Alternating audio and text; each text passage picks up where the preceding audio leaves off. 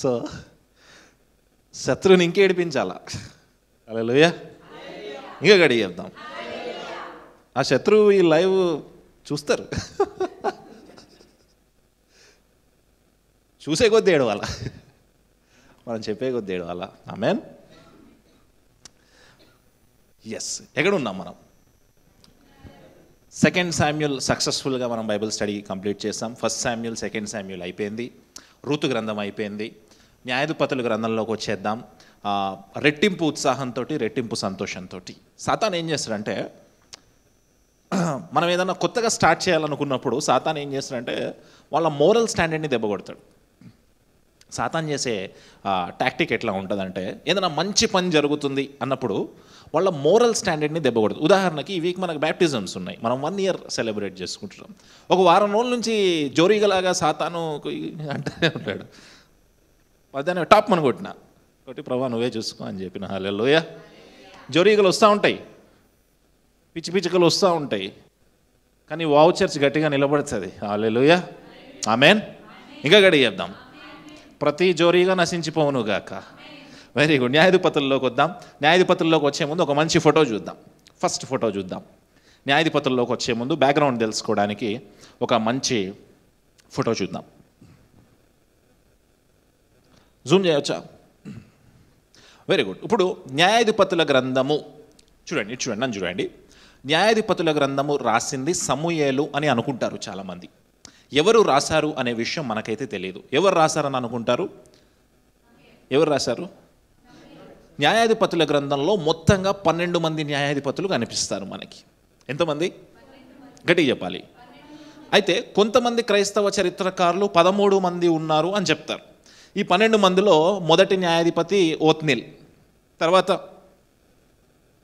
ఎహూదు, తర్వాత షమ్గర్, తర్వాత దెబోరా. ఒక లేడీ కూడా ఉంది. లేడీస్ అయితే హల్లెలూయా చెప్పండి గట్టిగా, దేవునికి స్తోత్రం చెప్పండి.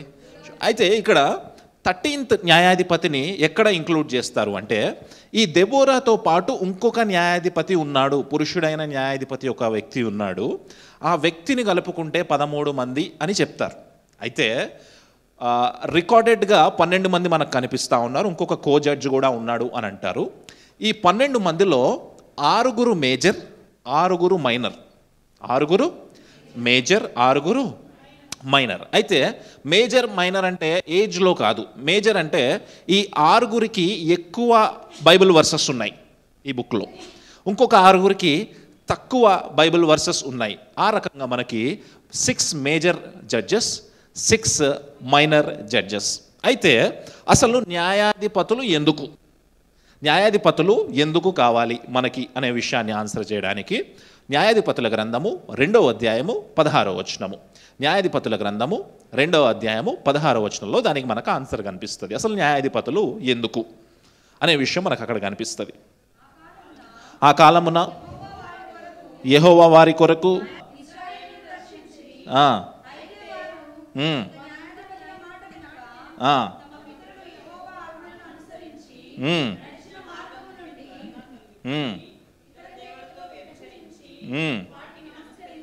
Okay, very good. ఫస్ట్ లైన్లో మనకి ఏం కనిపిస్తూ ఉంది? న్యాయాధిపతులు ఎందుకున్నారంట? వాళ్ళ పర్పస్ ఏంటంట? ఇజ్రాయేలు ప్రజల్ని రూల్ చేయడానికి న్యాయాధిపతులు ఉన్నారు. ఎంతమంది న్యాయాధిపతులు ఉన్నారు? 12 మంది ఉన్నారు. అందులో మేజర్ ఎంతమంది, మైనర్ ఎంతమంది? 6. అర్థమైంది కదా ఇక్కడ వరకు? ఒక కో జడ్జ్ కూడా ఉన్నాడు దెబోరా దగ్గర, మనకు అర్థమవుతుంది. అయితే ఈ న్యాయాధిపతుల గ్రంథం యొక్క ఒక బ్యాక్గ్రౌండ్ని మనం అర్థం చేసుకునే ప్రయత్నం చేద్దాం. నెక్స్ట్ ఫోటోలోకి వెళ్దాం. న్యాయాధిపతుల గ్రంథం యొక్క బ్యాక్గ్రౌండ్ని మనం అర్థం చేసుకునే ప్రయత్నం చేద్దాం. నెక్స్ట్ ఫోటోలోకి వెళ్దాం. Very good. చూడండి, ఇప్పుడు న్యాయాధిపతుల గ్రంథంలో, ఇది మనం తయారు చేసింది కాదు, నేను ఒక చర్చ్ వెబ్సైట్ నుంచి డౌన్లోడ్ చేశాను దీన్ని. న్యాయాధిపతుల గ్రంథంలో 2 విషయాలు చాలా ప్రాముఖ్యంగా కనిపిస్తాయి. 2 వర్సెస్ ఊరికే ఎక్కువ సార్లు రిపీట్ అవుతాయి. మొదటిది ఏంటయ్యా అంటే 2వ అధ్యాయం 11వ వచనం చూడండి. 2వ అధ్యాయం 11వ వచనం చూడండి. ఇజ్రాయేలీలు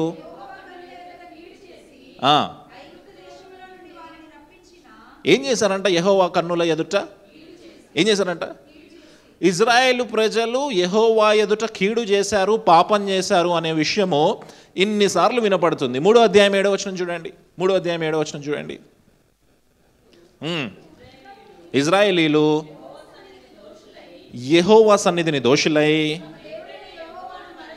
తమ దేవుడైన యెహోవాను మరచి. Very good. ఇప్పుడు చూడండి నెక్స్ట్ 3:12 చూడండి. 3:12 చూడండి. చూడండి ఇన్ని టైమ్స్ రిపీట్ అవుతుంది. ఏంటయ్యా అంటే ఇజ్రాయేలు ప్రజలు కంటిన్యూస్గా దోషము చేస్తున్నారు, పాపం చేస్తున్నారు. న్యాయాధిపతుల గ్రంథంలో ఓవర్వ్యూ మనం అర్థం చేసుకుంటే గనక ఇజ్రాయేలు ప్రజల యొక్క పతన స్థితి మనకు అర్థమవుతుంది. వాళ్ళు ఊరికే పడిపోతున్నారు. మనం ఆదివారం ప్రసంగం అయిపోయిన తర్వాత మధ్యాహ్నానికే పడిపోతాం. మనం ఎంత రెగ్యులర్గా పడిపోతామో ఇజ్రాయేల్ ప్రజలు కూడా అంత రెగ్యులర్గా పడిపోయారు. అది మాత్రమే కాక సెకండ్ వచనం ఎక్కువ సార్లు రిపీట్ అయిన విషయం ఏంటయ్యా అంటే ఆ దినములలో ఇజ్రాయేలు దేశానికి రాజు లేడు. చూద్దామా 17వ అధ్యాయం 6వ వచనం చూద్దామా ఒకసారి. 17వ అధ్యాయం 6వ వచనం చూద్దాం. చూడండి. ఆ దినములలో ఇజ్రాయేలీలకు ఒకసారి 18వ అధ్యాయం 1వ వచనం చూడండి. 18వ అధ్యాయం 1వ వచనం. ఆ దినములలో 19వ అధ్యాయం 1వ వచనం చూడండి. 21వ అధ్యాయం 25వ వచనం చూడండి. 21వ అధ్యాయం 25వ వచనం చూడండి. 21. అది న్యాయాధిపతుల గ్రంథం యొక్క లాస్ట్ వచనం కదా. లాస్ట్ వచనంలో కూడా పరిశుద్ధాత్మ దేవుడు ఏం గుర్తు చేస్తా ఉన్నాడు మనకి? చదవండి ఒకసారి వచనం చదవండి.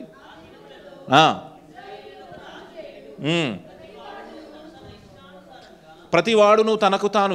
ఇది న్యాయాధిపతుల గ్రంథం యొక్క కోర్ సబ్జెక్ట్.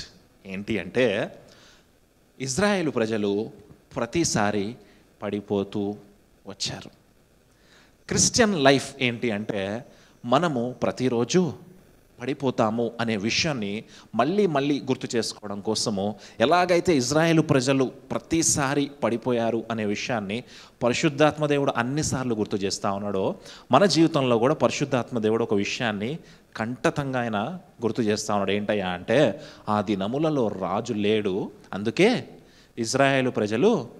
అయితే ఇక్కడ ప్రాముఖ్యమైన విషయం ఏంటి అంటే స్కూల్లో టీచర్ లేకపోతే పిల్లలు అల్లరి చేస్తారు. టీచర్ బయటికి వెళ్ళగానే మనోజ్ఞ చెప్పాలి ఇట్లాంటివన్నీ. టీచర్ బయటికి వెళ్ళగానే పిల్లలు అల్లరి చేస్తారు. టీచర్ లోపల రాగానే. అయితే టీచర్ ఉన్నా లేకపోయినా అల్లరి చేయని వ్యక్తి ఒక వ్యక్తి ఉంటాడు. ఫ్రాన్సిస్లో అంటాడు, సైలెంట్గా ఉంటాడు. సల్మాను కాదు. టీచర్ ఉన్నా లేకపోయినా సరే సైలెంట్గా ఉండే వ్యక్తి ఒక వ్యక్తి ఉంటాడు. ఆ వ్యక్తి ఎవరయ్యా అంటే తన వాల్యూలో ఉన్నతంగా ఆలోచించే వ్యక్తి. అంటే అతనికి చిన్నప్పుడే తన ఇంట్లో అల్లరి చేయకూడదు అని వాల్యూస్తో పెరిగిన వ్యక్తి ఒక వ్యక్తి ఉంటాడు. అల్లరి చేయకుండా సైలెంట్గా ఉంటాడు. బహుశా ఇంట్రోవర్ట్ కూడా అయి ఉండొచ్చు, మాట్లాడకుండా కూడా ఉండొచ్చు. అయితే నేనేమంటానంటే రాజు ఉన్నాడు కాబట్టి ఇజ్రాయేల్ ప్రజలు పాపం చేయకుండా మానేశారా? రాజు లేడు కాబట్టి ఇజ్రాయేల్ ప్రజలు పాపం చేయకుండా మానేశారా? రాజున్నా విగ్రహారాధన చేశారు, రాజున్న అన్యదేవతల్ని పూజించారు, రాజున్న వ్యభిచార పనులన్నీ చేశారు, నాయకుడున్నా అదే పని, నాయకుడు లేకపోయినా అదే పని. ఒకసారి నెక్స్ట్ ఫోటో ఇజ్రాయేల్ ప్రజల యొక్క నెక్స్ట్ సైకిల్ ఎలా ఉంటుంది నెక్స్ట్ ఫోటో చూద్దాం. కొంచెం జూమ్ చేయనా. చూడండి ఏంటి అంటే cycle. Israel fails into sin and idolatry. Okay, పాపములో పడిపోతారు, విగ్రహారాధనలో పడిపోతారు ఇజ్రాయేల్ ప్రజలు. ఎందులో పడిపోతారు? ఇజ్రాయేల్ ప్రజలు పాపంలో పడిపోతారు అనండి గట్టిగానండి. ఇప్పుడు ఇజ్రాయెల్ దేశం మీకు పేరు పెట్టుకోండి, చెప్పండి, గట్టిగా చెప్పండి. ఎవరు చెప్పట్లేదు, గట్టిగా చెప్పండి అందరు. అర్థమైందా? ఇప్పుడు పాపంలో పడిపోయిన తర్వాత నెక్స్ట్ ఏం జరుగుతుందంట? Israel is oppressed by enemies. శత్రువులు ఇజ్రాయేలు దేశాన్ని అప్రెస్ చేస్తారు లేదా లోబర్చుకునే ప్రయత్నం చేస్తారు. ఇజ్రాయేల్ ప్రజలు ఫస్ట్ ఏమవుతారు? ఎందులో పడిపోతారు? పాపంలో పడిపోతారు. తర్వాత ఏం జరుగుతుంది? సాతాను వాడిని చెరపట్టడానికి ప్రయత్నం చేస్తాడు. ఇప్పుడు చూడండి, సాతాను మమ్మల్ని చెరపట్టడానికి ప్రయత్నం చేస్తాడు అనండి. ఎందుకు? ఫస్ట్ స్టేట్మెంట్ ఏంటి? ఎవరు పడిపోయారు పాపంలో? ఓకే, నెక్స్ట్ ఏం జరుగుతుందంటే ఎప్పుడైతే సాతాను చెరపట్టడానికి ప్రయత్నం చేస్తుందో వెంటనే మన జీవితంలోకి శ్రమనో కష్టమో బాధో ఏదో ఒకటి వస్తుంది. వచ్చిన వెంటనే ఎక్కడికి చూస్తాం మనం? ఫస్ట్ ఎక్కడ పరిగెత్తుకెళ్తాము? చూడండి, సెప్టెంబర్ 11 ఏరోప్లేన్ క్రాష్ అయింది అమెరికాలో. వరల్డ్ ట్రేడ్ సెంటర్ మీద ఒసామా బిన్ లాడెన్ ఏరోప్లేన్తో క్రాష్ చేశాడు. నెక్స్ట్ సండే మొత్తం చర్చిలన్నీ నిండిపోయినాయి అంట.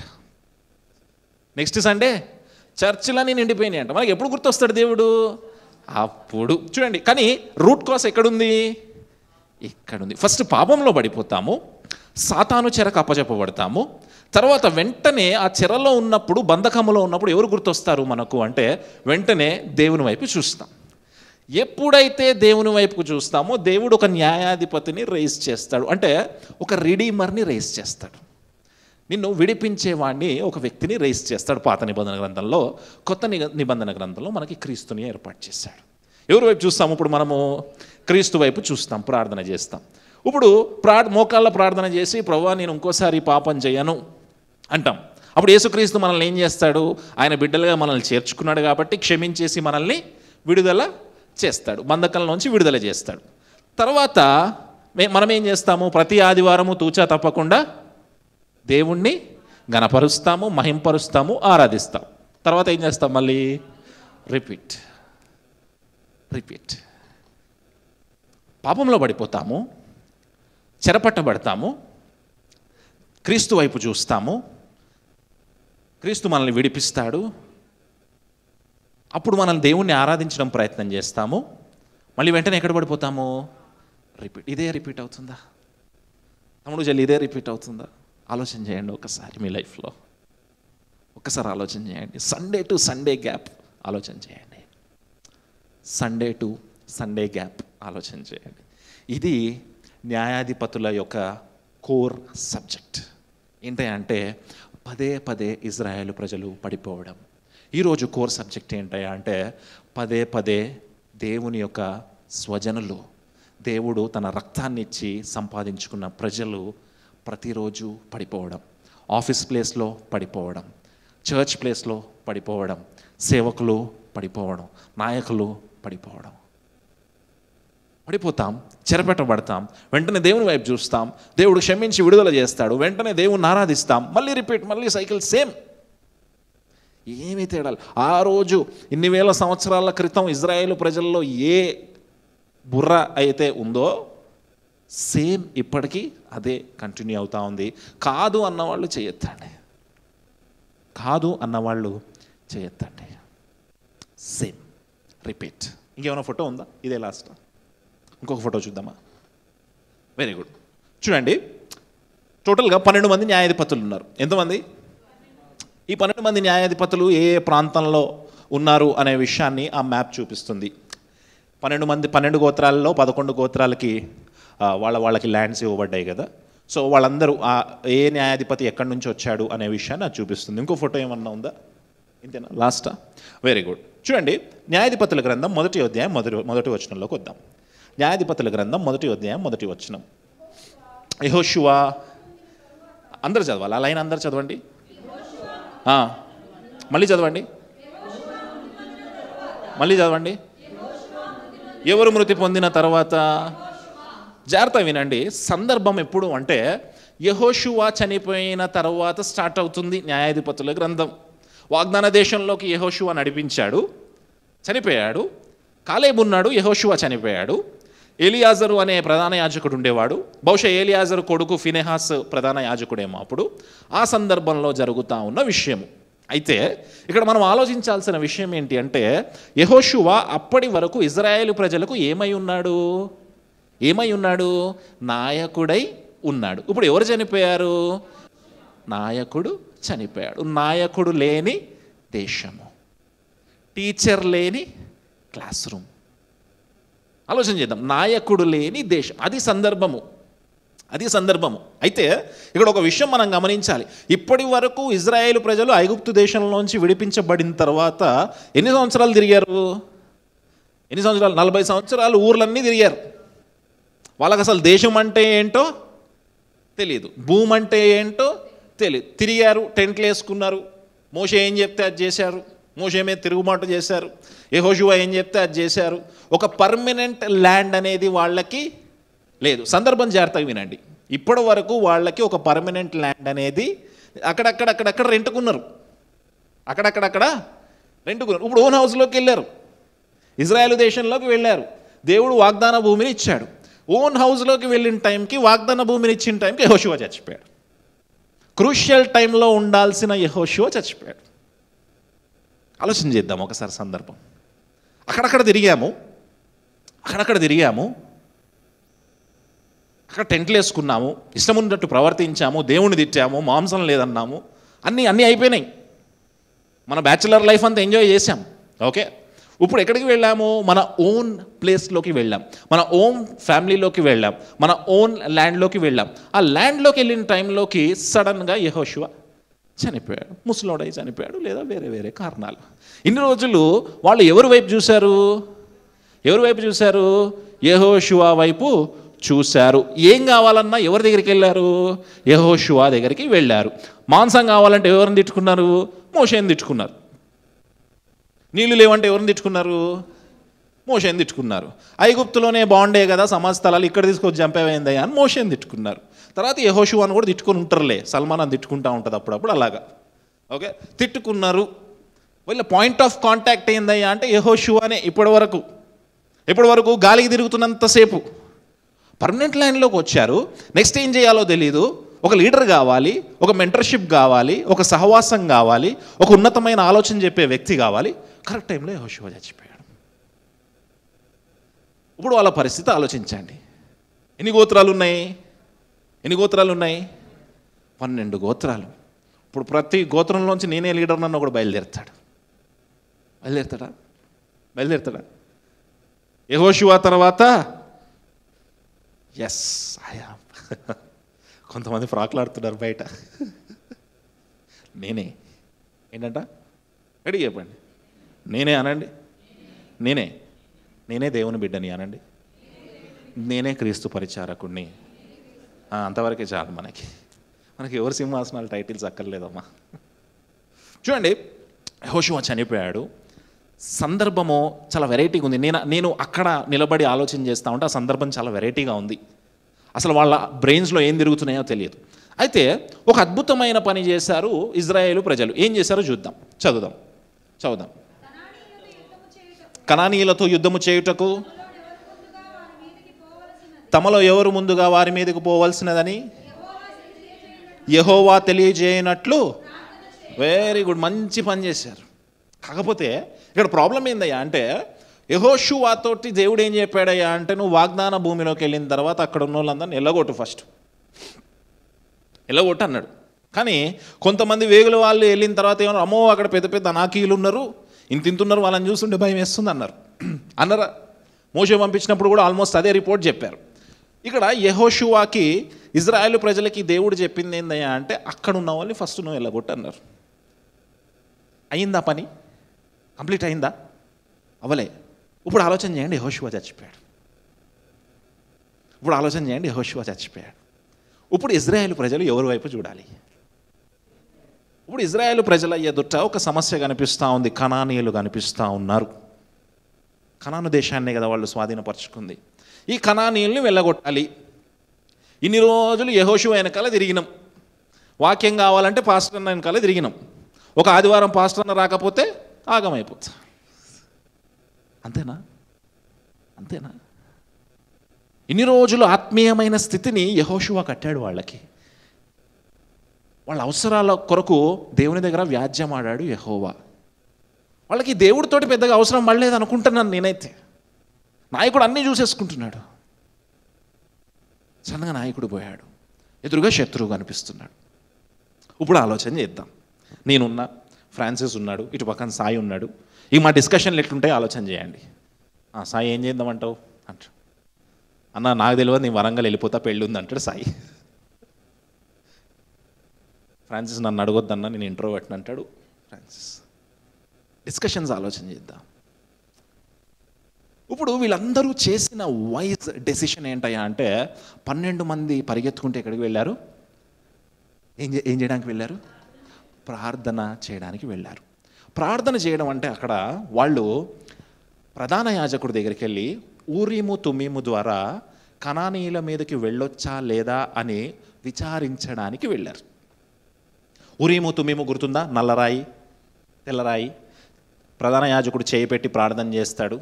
ఈ రాయి వస్తే వెళ్ళమన్నట్టు, ఈ రాయి వస్తే వెళ్ళొద్దు అన్నట్టు సమూయేలు గ్రంథంలో మనం చెప్పుకున్నాం కదా. దేవుని దగ్గర విచారించారు. ఏం జరిగిందో చూద్దాం. 2వ వచనం చూద్దాం.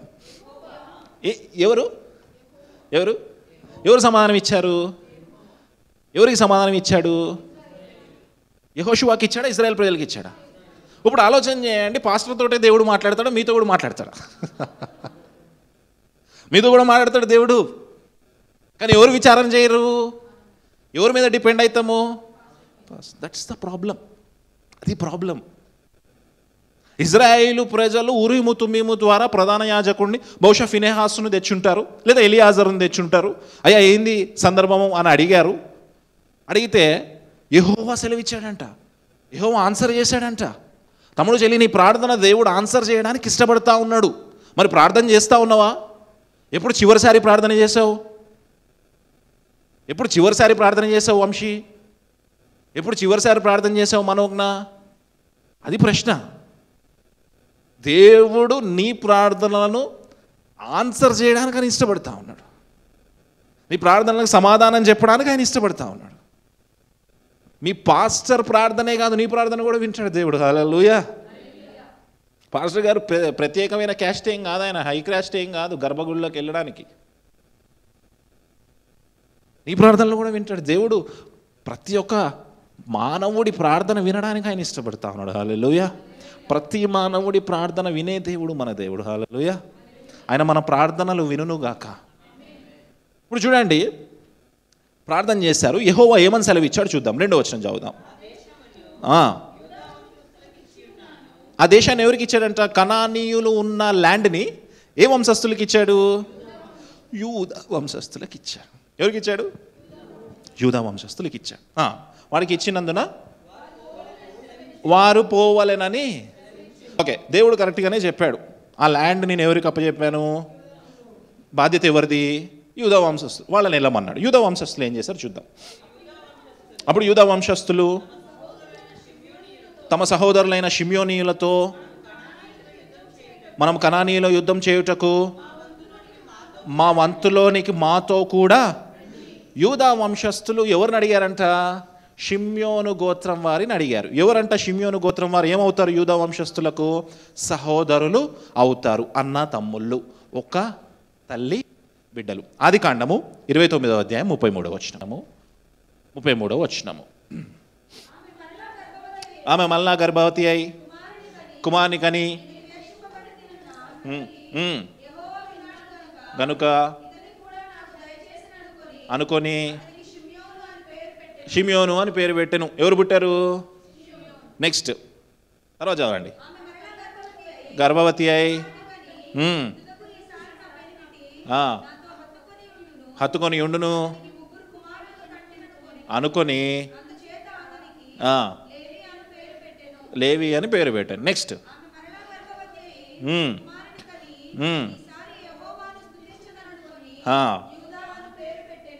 ఎవరు పుట్టారు ఈసారి?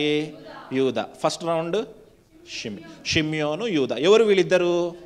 Brothers, own blood brothers. ఇప్పుడు ఆలోచన చేయండి. యూదా గోత్రానికి దేవుడు చెప్పాడు, ఆ భూమిని మీకు ఇచ్చాను కాబట్టి మీరు వెళ్ళి కనానీయుల్ని తరిమేసి మిమ్మల్ని మీరు ఆ భూమిని మీరు స్వాధీనపరచుకోండి అనగానే యూదా ప్రజలు ఏం చేశారంటే చాలా తెలివిగా షిమ్యోను గోత్రం వాళ్ళ దగ్గరికి వెళ్ళి, మన ఇద్దరం బ్లడ్ బ్రదర్స్ కదా, సల్మాకి ఛాయ్ తాగాలనిపిస్తే ఎవరికి ఫోన్ చేస్తుంది? ఫస్ట్ బెస్ట్ ఫ్రెండ్ ఉంది సల్మాకి, వెళ్తారు ఛాయ్ కాడ్డానికి వెళ్తారు. ఫస్ట్ మనకి ఎప్పుడు ఒక తోడు కావాలి కదా, మన పక్కన ఖచ్చితంగా ఒకళ్ళు ఉండాలి కదా, మన పరిచర్య ముందుకెళ్ళడానికి కూడా మనకు ఒక వ్యక్తి కావాలి కదా. అంటే దేవుడు సహవాసాన్ని ఇష్టపడతా ఉన్నాడు, దేవుడు ఫెలోషిప్ని ఇష్టపడతా ఉన్నాడు. నువ్వు ఒక్కడివే చేసేదానికంటే నువ్వు ఇద్దరు వ్యక్తులుగా చేసేది అధికంగా ఉంటుంది. పౌలు ఎప్పుడు ఒంటరిగా పరిచర్యకు వెళ్ళలే. ఒక 2 సందర్భాల్లో వెళ్ళాడు, కానీ పౌలు డిప్రెషన్లోకి వెళ్ళిపోయాడంట ఆ టైంలో.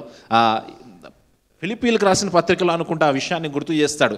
పౌలు ఒంటరిగా పరిచర్యకు వెళ్ళినప్పుడు చాలా ఒంటరిగా ఫీల్ అయ్యాడు, డిప్రెషన్ ఫీల్ అయ్యాడు. పౌలు గారికి ఎప్పుడు ఎవరు కావాలా?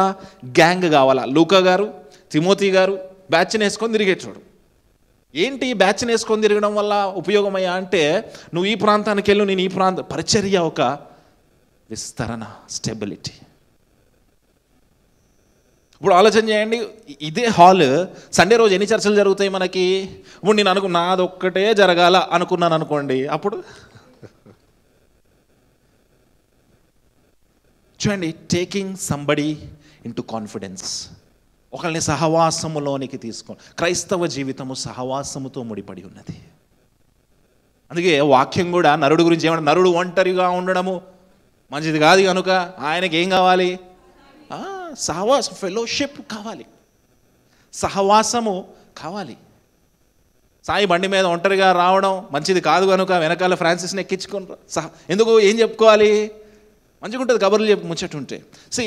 మనిషి ఎప్పుడు ఎలా ఆలోచిస్తాడంటే, he always want to live with society. Man is a social animal అంటారు.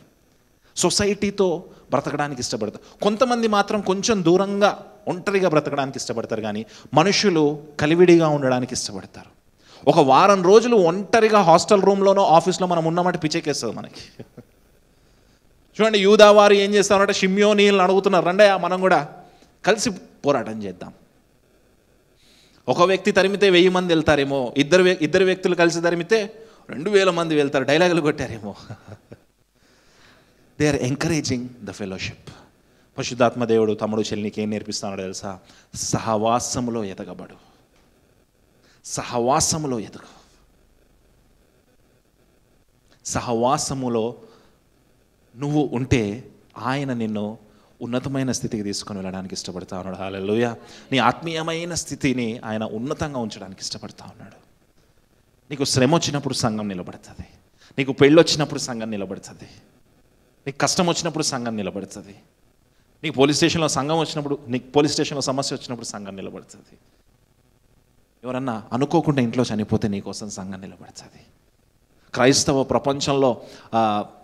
ప్రపంచంలో ఉన్న ప్రాముఖ్యమైన విషయం, గొప్ప విషయం ఏంటి తెలుసా? క్రైస్తవులుగా మనం ఎవరైనా చనిపోతే మన ఇంట్లో వాళ్ళకంటే ఎక్కువ మన చర్చ్ మెంబర్స్ ఉంటారు. హల్లెలూయా.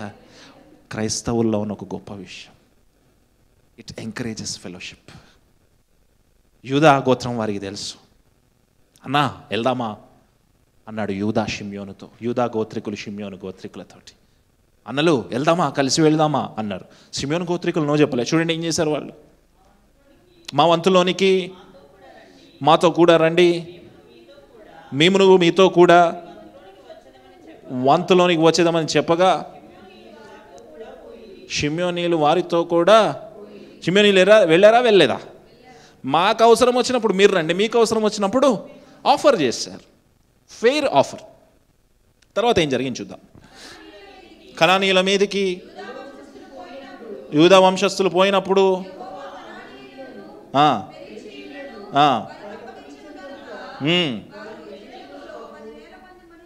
10,000 మంది మనుషులను హతము చేసి. చూడండి, కనానీయుల మీదకి యూదా వంశస్థులు షిమ్యోను వంశస్థులతో కలిసి వెళ్ళారు.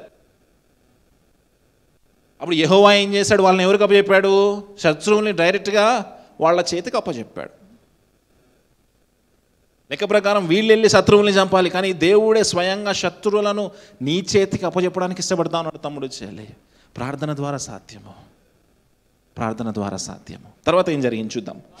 వారు బెజెకులో అదోని బెజెకును చూచి వానితో యుద్ధము చేసి కనానీయులను పెరిజీయులను హతము చేసి. బెజెక్ అనే ఒక ప్రాంతం ఉందంట, దానికి రాజు అదోని బెజెక్.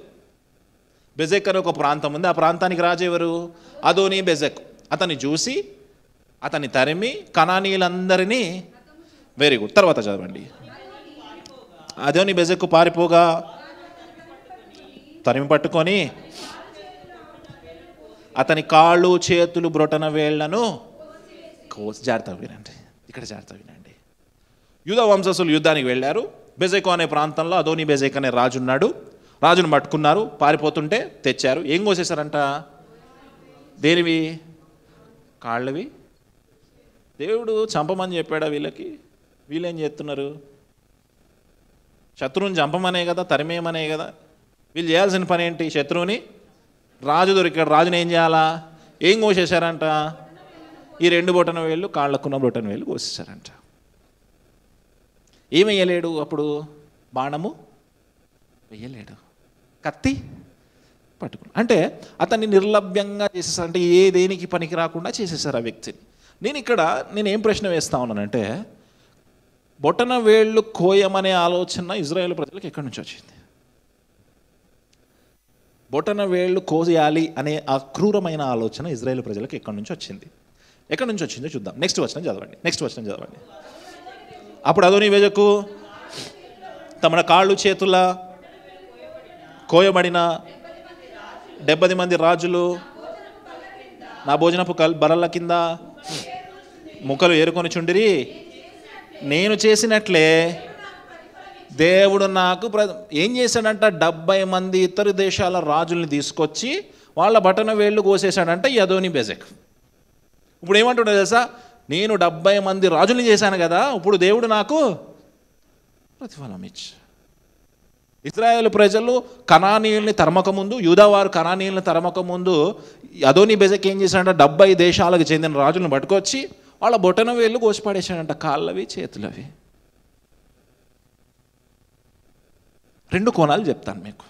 మొదటి కోణం ఏంటయ్యా అంటే ఇజ్రాయేలు ప్రజలు బొటన వేళ్ళు కోయాలని ఎక్కడి నుంచి నేర్చుకున్నారు?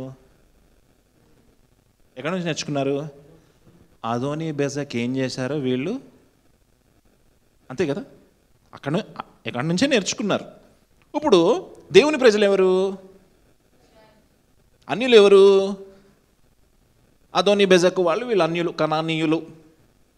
వీళ్ళు ఏం ప్రాక్టీస్ ఫాలో అయ్యారు? ఇప్పుడు ఏ ప్రాక్టీస్ ఫాలో అయ్యారు? గుర్తుందా? సైకిల్ చెప్పాను, గుర్తుందా? ఏం చేస్తారు ఇజ్రాయేల్ ప్రజలు? అన్యుల ఆచారాలు తెచ్చుకుంటారు, అన్యుల దోషాలు తెచ్చుకుంటారు, అన్యుల విగ్రహాలు తెచ్చుకుంటారు, అన్యులు చేసే పనులు తెచ్చుకుంటారు. ఒక పాస్టర్ గారు గృహప్రవేశానికి వెళ్ళాడు. Senior pastor, junior pastor. First hall open చేశాడు, లోపలికి వెళ్ళాడు. బెడ్రూమ్ ఓపెన్ చేద్దామని ఓపెన్ చేసి కాలు పెట్టేలో పేడ ఉందంట. అక్కడ ఏముంది? ఎందుకుంది పేడ? జూనియర్ ఏం కాదులే పాస్టర్, కళ్ళు మూసుకొని వెళ్ళిపోదాం అన్నట్టు. మన కానుక మనకు వచ్చేస్తుంది.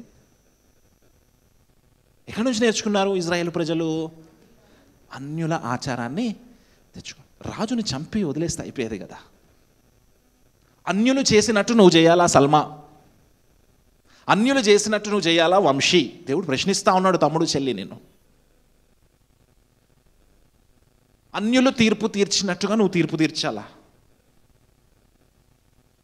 అన్యులు రివెంజ్ తీసుకున్నట్టుగా నువ్వు రివెంజ్ తీసుకోవాలా? నన్ను అడుగుతున్నాడు దేవుడు ఈరోజు, నిన్ను అడుగుతున్నాడు తమ్ముడు చెల్లి. అన్యులు చేసినట్టుగా నువ్వు చేయాలా? నీ ఆఫీస్లో నీ ఐడెంటిటీ ఏంటి? నువ్వు అన్యుడివా, క్రైస్తవుడివా? నువ్వు క్రైస్తవుడివి అంటే క్రైస్తవుడుగా జీవిస్తున్నావు అని అర్థం. అసలు నువ్వు క్రైస్తవుడు అని ఎవరికి తెలియట్లేదు అంటే తేడా లేకుండా ఏం చేసావు? నువ్వు ఏం ఆచారాలు ఫాలో అవుతున్నావు? అన్యులు చేసినట్టే నువ్వు చేస్తున్నావు. తమ్ముడు చెల్లి, దేవుడు మాట్లాడుతూ ఉన్నాడు మనతోటి, నాతో కూడా మాట్లాడుతూ ఉన్నాడు. అన్యులు రివెంజ్ తీసుకున్నట్టే నువ్వు రివెంజ్ తీసుకోవాలా? అన్యులు ఎదుటి వ్యక్తిని పడగొట్టాలని చూస్తారు, క్రైస్తవులు ఎదుటి వ్యక్తిని కట్టాలని చూస్తారు. హల్లెలూయా, గట్టిగా చెప్దామా? చూడండి, క్రైస్తవుడు పక్క వ్యక్తిని కడతాడు, అన్యులు లేనిపోని రివెంజ్లు తీర్చుకుంటారు. తమ్ముడు చెల్లి, అన్యులు చేసినట్టుగా నువ్వు చేస్తున్నావా? ఇజ్రాయేలు ప్రజల యొక్క మొదటి పతన స్థితి. న్యాయాధిపతుల గ్రంథం 1వ అధ్యాయం 2వ అధ్యాయం కలిపితే ఇంట్రడక్షన్ ఉంటుంది. 3 నుంచి 16 వరకు న్యాయాధిపతులు మనకి ఇంట్రడ్యూస్ అవుతూ ఉంటారు. ఈ 3 నుంచి 16లో ఈ న్యాయాధిపతులు ఎంత పాపం చేస్తారనే విషయం తెలుస్తుంది. 17 నుంచి చివర 21 ఉంది చూడండి, అక్కడ ప్రజలు ఎంత పాపం చేస్తారో దేవుడు చూపిస్తాడు. ఎక్కడ మొదలైంది?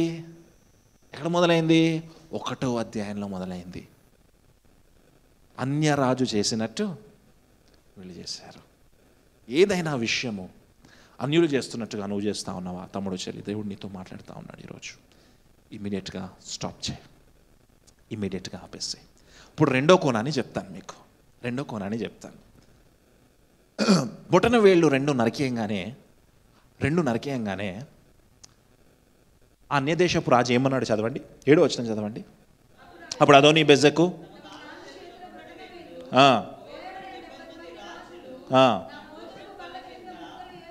ఏరుకొనుచుండిరి, నేను చేసినట్లే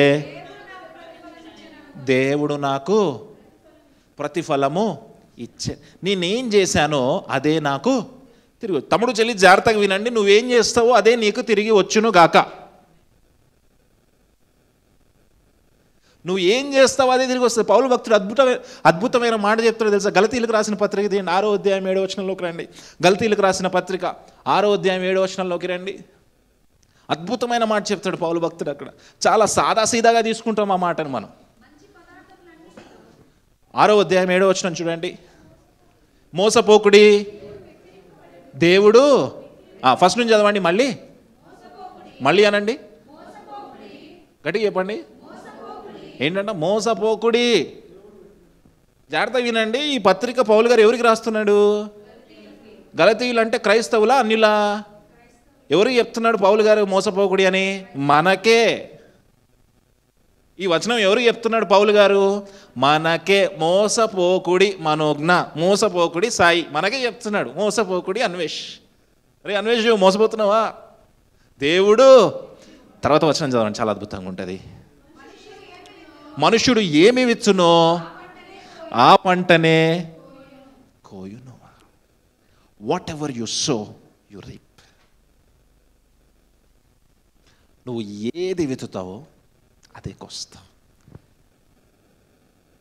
ఎవరికి రాస్తున్నాడు ఈ పత్రిక? ఎవరికి రాస్తున్నాడు? చూడండి, దాని ఆత్మీయమైన భావార్థము న్యాయాధిపతుల గ్రంథంలో మనకు కనిపిస్తూ ఉంది.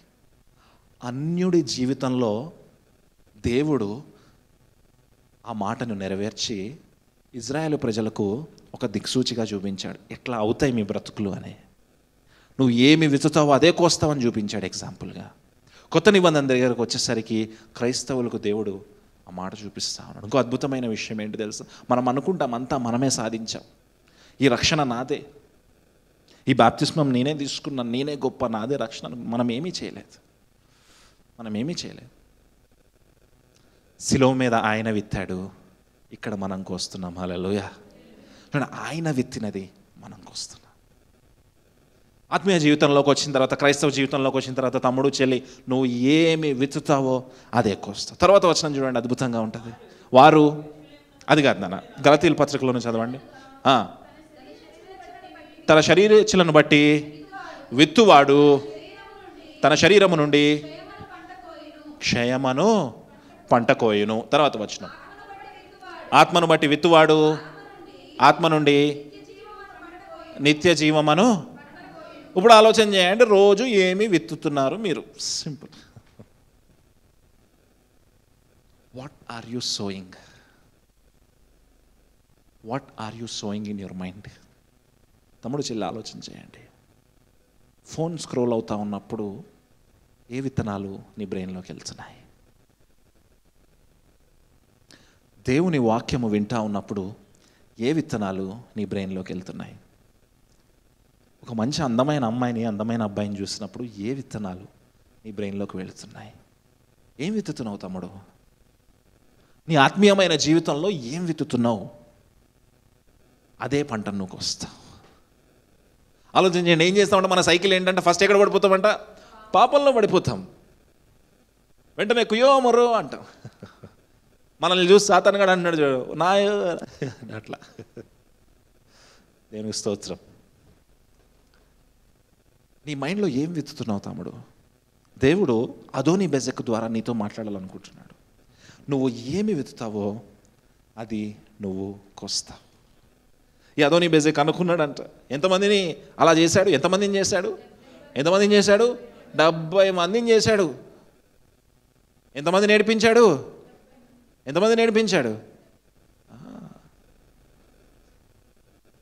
70 మందిని ఏడిపించి యూదా ప్రజలు వచ్చి అతను పట్టుకునేంత వరకు అతనికి వివరణ రాలే. తర్వాత అతను ఏం చేశాడో అదే అతని జీవితంలోకి వచ్చినప్పుడు, ఏం విత్తాడో ఆ పంటనే కోసినప్పుడు అప్పుడు అప్పుడు అప్పుడు అర్థమైంది, దేవుడు నాకు ప్రతిఫలము ఇచ్చాడు. దేన్ని బట్టి ప్రతిఫలం ఇచ్చాడు?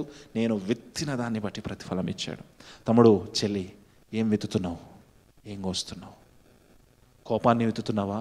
కోపాన్నే కోస్తావు. ఆశీర్వాదాన్ని విత్తుతున్నావా? ఆశీర్వాదమే కోస్తావు. వ్యక్తిని పడగొడుతున్నావా? నువ్వు పడిపోతావు, జాగ్రత్త. వ్యక్తిని కడుతున్నావా? దేవుడు నీ జీవితాన్ని కడతాడు. హల్లెలూయా. రెడీ చెప్దామా? నువ్వు ఏది విత్తాలనుకుంటున్నావు? నేను అనుకుంటాను Christian life is very simple. What you are sowing. నిన్ననో ఎప్పుడో విశాల్ కోపంగా మెసేజ్ పెట్టాడు నాకు, అన్నా కోపం వస్తుంది వేసేద్దాం వాడిని అన్నాడు. నేను అన్నా, వాళ్ళు ఏది విత్తుతారో మనం రెస్పాండ్ అవ్వాల్సిన పనిలే.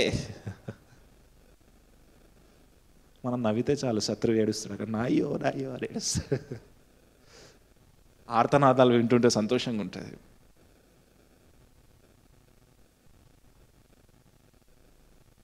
తమ్ముడు, చెల్లి, ఆలోచన చేయండి. ఒక వ్యక్తి మన గురించి, మన చర్చ్ గురించి అంత టైం తీసుకొని ఏడుస్తున్నాడు అంటే మనం ఎంత గొప్పగా పనిచేస్తున్నాం. హల్లెలూయా. రెడీ చేద్దామా? దేవుడు ఇంకా గొప్పగా పనిచేస్తును గాక. దేవుడు మనతో ఇంకా గొప్పగా పని చేయించుకుందును గాక. తమ్ముడు, చెల్లి, ఆత్మీయ జీవితం ఎలా ఉంది నీది? ఏమి విత్తుతున్నావు? నీ బుర్రలో ఏది విత్తబడతా ఉంది? చెక్ చేసుకుందాం ఈరోజు. ముందుకు వెళ్దాం. వారు అతడు అక్కడ చనిపోయాను. యూదా వంశస్థులు యుద్ధము చేసి పట్టుకొని కళ్ళబెట్టి ఆ పట్టణమును కాల్చివేసిరి. తర్వాత యూదా వంశస్థులు మన్యముల యందును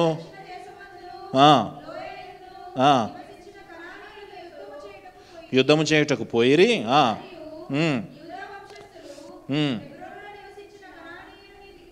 పోయి తల్మైని హతము చేసిరి. కిర్యాతర్బా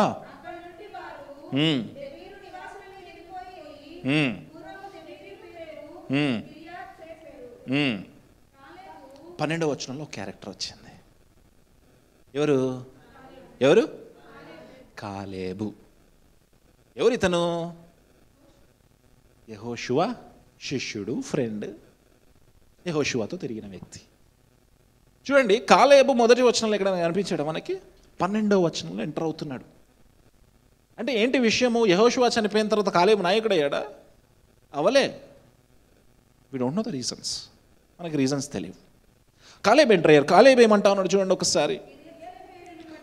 పట్టుకొని కొలబెట్టువానికి నా కుమార్తె అయిన అక్సాను ఇచ్చి, వెరీ గుడ్. కిరియత్ సెఫేరు అనే ప్రాంతాన్ని ఎవరైతే పట్టుకొని కొల్లగడతారో వాళ్ళకి నా కూతురైన అక్సాని నేను ఇస్తాను.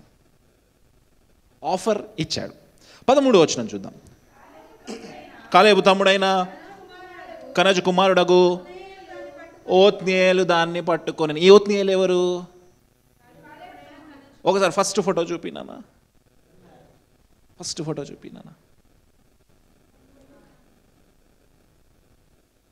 ఫోటో చూడొచ్చా? జూమ్ చేయొచ్చా పైకి? ఎవరు? ఫస్ట్ న్యాయాధిపతి ఎంటర్ అయ్యాడు ఇక్కడ. జాగ్రత్తగా విందాం. కాలేబు ఏం చెప్పాడు? ఎవరైతే ఈ ప్రాంతాన్ని కొల్లగొడతారో వాళ్ళకి ఎవరిని ఇస్తానన్నాడు? నా కూతుర్ని ఇస్తానన్నాడు. కాలేబుకి ఓత్నీలు ఏమవుతాడు? కాలేబు తమ్ముడు, కనజు కుమారుడగు తమ్ముడి కొడుకు. అంటే కాలేబుకి ఏం కావాలా? ఒకవేళ అక్సాని పెళ్లి చేసుకున్నప్పుడు ఏం కావాలా? కొడుకే అల్లుడు కావాలా? పతన స్థితి అర్థమైందా?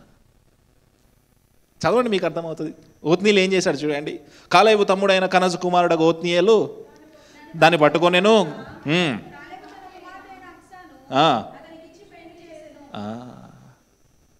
తమ్ముడు కొడుకు ఏమయ్యాడు ఇప్పుడు? అల్లుడయ్యాడు. ఏం చెప్పాను? ఇజ్రాయేలు ప్రజలు యొక్క సైకిల్ ఏం చెప్పాను? ఫస్ట్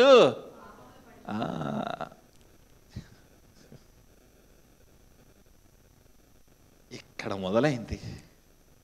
పతన స్థితి, స్పిరిచువల్ డిక్లైన్. వెంటనే ధర్మశాస్త్రంలో ఏం చెప్పాడు? కజిన్స్ని పెళ్లి చేసుకోవద్దు అన్నాడు. ఏం చేస్తున్నాడు ఒత్తినీళ్ళు? ఎక్కడ స్టార్ట్ అయింది స్పిరిచువల్ డిక్లైన్? ఇక్కడ. దీనికంటే ముందు ఒక సందర్భంలో అన్యులు చేసినట్టుగా ఇజ్రాయేల్ ప్రజలు చేశారు. స్టార్ట్ అయిపోయింది. ఒక్క డోర్ ఓపెన్ చేసావు, ఒక దయ్యంతో ఊరుకుంటుందా? ఒక్క రీల్ చూసావు, ఆగుతుందా? శిరీష చెప్పాలి, పోతూనే ఉంటుంది. బ్రౌజింగ్లోకి వెళ్ళావు, ఆగుతుందా? నో. మోహపు చూపుతో ఒక అందమైన అమ్మాయిని ఈరోజు చూసావు, ఆగుతుందా? నెక్స్ట్ ఇంకో అమ్మాయిని చూడాలనిపిస్తుంది. తమ్ముడు చెల్లి, స్పిరిచువల్ డిక్లైన్ పడతా ఉంటుంది ఇట్లా స్టెప్ బై స్టెప్. దీనికి ఎవరు అతిథులు కాదు, నేను కూడా అతిథుని కాదు. చూడండి, స్టార్ట్ అయింది ఇప్పుడు స్పిరిచువల్ డిక్లైన్. 14వ వచనం చదవండి. ఆమె పనిమిటి ఇంట ప్రవేశించినప్పుడు తన తండ్రిని ఒక పొలం అడుగుటకు అతనిని ప్రేరేపించెను.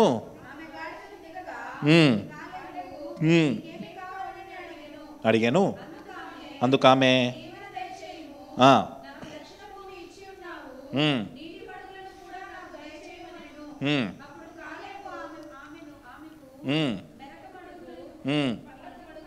Very good. ఒక కోరిక కోరింది, తండ్రిని ఇవ్వాల్సింది ఇచ్చాడు. తర్వాత 16వ వచనం.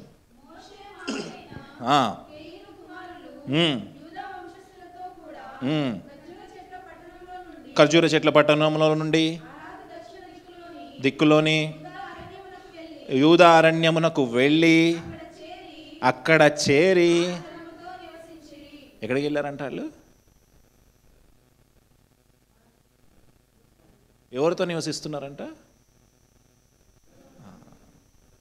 దేవుడు ఏం చెప్పాడు? వాళ్ళని వెళ్ళగొట్టమన్నాడు. వెళ్ళగొట్టరా?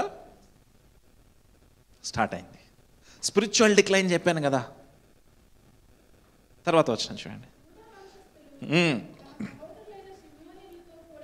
పోయి జఫతులో నివసించిన కనానీయులను హతము చేసి పట్టణములను నిర్మూలము చేసి ఆ పట్టణమునకు హోర్మా అని పేరు పెట్టిరి.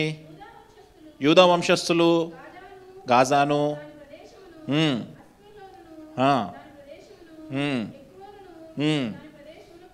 పట్టుకొనిరి. యెహోవా యూదా వంశస్థులకు తోడై ఉన్నందున వారు మన్య దేశములను స్వాధీనపరచుకొనిరి. అయితే మైదానమందు నివసించు వారికి ఇనుప రథములు ఉన్నందున. ఇప్పటివరకు యూదా ప్రజలు ఏం చేశారు? ఇటు చూడండి, 8వ వచనంలో చూడండి ఒక్కసారి. 8వ వచనం చదవండి. యూదా వంశస్థులు యెరూషలేము మీదకి యుద్ధము చేసి దాన్ని పట్టుకొని కొల్లబెట్టి ఆ పట్టణమును, యూదా ప్రజలను ఎవరు ఆపేవాళ్ళే లేరు. ఎందుకు? ఎవరు తోడుగున్నారు వాళ్ళతోటి? యెహోవా తోడుగా ఉన్నాడు. చూడండి, వీళ్ళు మళ్ళీ అదే రిపీట్ చేశారు. 17వ వచనంలో కనిపిస్తుంది చూడండి. యూదా వంశస్థులు తన సహోదరులైన షిమ్యోనీయులతో కూడా పోయి అక్కడ కనానీయులను చంపేసి ఆ ప్రాంతానికి హోర్మా అని పేరు పెట్టారు. గాజాకి వెళ్ళారు. అక్కడ ఉన్న ప్రధాన పట్టణాలన్నింటినీ నాశనం చేశారు. వాని ఆ ప్రదేశాన్ని పట్టుకున్నారు. 12వ వచనంలో కూడా అద్భుతంగా ఉంది చూడండి. యెహోవా యూదా వంశస్థులకు తోడై ఉన్నందున వారు మన్య దేశమును స్వాధీనపరచుకొనిరి. మన్య దేశాన్ని స్వాధీనపరచుకున్నారంట. ఎవరు తోడై ఉన్నందున? యెహోవా తోడై ఉన్నందున. అయితే కానీ మైదానమందు నివసించు వారికి ఇనపరథములున్నందున అక్కడ దాకా బాగా ఫైట్ చేశారు. అక్కడికి వెళ్ళిన తర్వాత శత్రు దేశములో ఉన్న శత్రువులకు ఏమున్నాయంట? ఇనప రథాలు ఉన్నాయి. ఇనుముతో తయారు చేసిన రథాలు చూసి భయపడిపోయి పారిపోయి వచ్చారంట. అక్కడ దాకా పరిగెత్తుకుంటూ వెళ్ళిన వాళ్ళు, యెహోవా తోడుగా ఉండగా యుద్ధం చేసిన వాళ్ళు, ధైర్యంగా యెరూషలేము పట్టణాన్ని పట్టుకొని కాల్చేసిన వాళ్ళు, గాజా పట్టణాన్ని కాల్చేసిన వాళ్ళు, హోర్మా అని పేరు పెట్టిన వాళ్ళు, ఇంకో పట్టణానికి ఇన్ని యుద్ధాలు చేసిన వాళ్ళు ఏం చూసి భయపడ్డారంట? ఇనుప రథాలని చూసి భయపడ్డారంట. తమ్ముడు చెల్లి, గొప్ప విశ్వాస జీవితంలో ఉన్నావు, గొప్ప ఆత్మీయ పోరాటాలు చేస్తూ ఉన్నావు. దేనికి భయపడ్డావు? చిన్న విషయానికి భయపడ్డావు. యెరూషలేమును నీకు అప్పగించిన దేవుడు ఇనుపరదాలను అప్పగించలేడా? గాజాని నీకు అప్పగించిన దేవుడు నిన్ను ఇనుపరదాలు నీకు అప్పగించలేడా? శత్రువులు నీకు అప్పగించలేడా? కానీ ఏం జరిగింది? అక్కడికి వెళ్ళేసరికి భయపడ్డాం. ఆత్మీయ పతన స్థితి. భయపడ్డావు. అప్పటి వరకు రోషంగా పనిచేసావు, బలంగా నిలబడ్డావు. ఒక చెల్లి చెప్తా ఉంటుంది నాతోటి, నా ఇంజనీరింగ్ 3rd ఇయర్ వరకు పడలేదన్నా, ఇంజనీరింగ్ 4th ఇయర్లో పడిపోయానంట ఒక అబ్బాయికి. తప్పేమీ కాదు. ఎప్పటి వరకు పడలేదంట? 3rd ఇయర్ వరకు పడలేదంట. ఆత్మీయ జీవితాన్ని కాపాడుకుంది, సాక్ష్యాన్ని కాపాడుకుంది. ఇంజనీరింగ్ 4th ఇయర్లో అన్ని పడిపోయిందంట. అప్పటి వరకు ఎవరు తోడుగున్నారు? దేవుడు తోడుగా ఉన్నాడు. యుద్ధములు గెలిచావు, ఆత్మీయమైన పోరాటాలు గెలిచావు, ప్రార్థన ద్వారా అనేక విషయాలు స్వాధీనపరుచుకున్నావు. అది ఏం చూసి భయపడ్డావు? ఏదో ఒక చిన్న విషయం. శ్రావణి ఊరెళ్ళింది, వచ్చింది, ప్రార్థన చేస్తుంది, అన్నా జాబ్ రావట్లే, అన్నా జాబ్ రావట్లే. దేవుడు ఏమంటాడో తెలుసా? ఇంకొక వారం ఓపిక పట్టిస్తా. హల్లెలూయా. కానీ ఓపిక లేదు.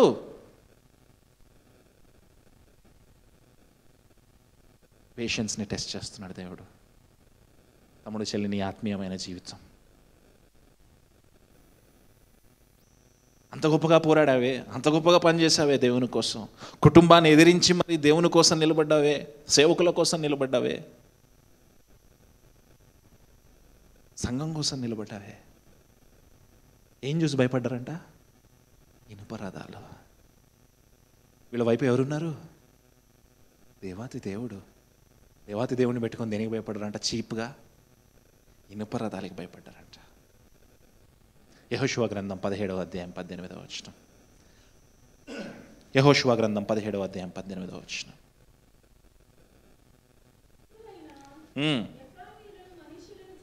చూచి మీరు ఒక విస్తార జనమును అధికముగా, మీకేం గలదు? చూడండి, యెహోషువ ఒక బ్రీఫింగ్ ఇస్తున్నాడు వాళ్ళకి, ఒక విషయాన్ని గుర్తు చేస్తా ఉన్నాడు వాళ్ళకి. చనిపోకముందు ఏం చెప్తా ఉన్నాడు? మీకు అధిక బలము కలదు. తర్వాత మీకు ఒక వంత చీకటియే కాదు, ఆ కొండ మీదే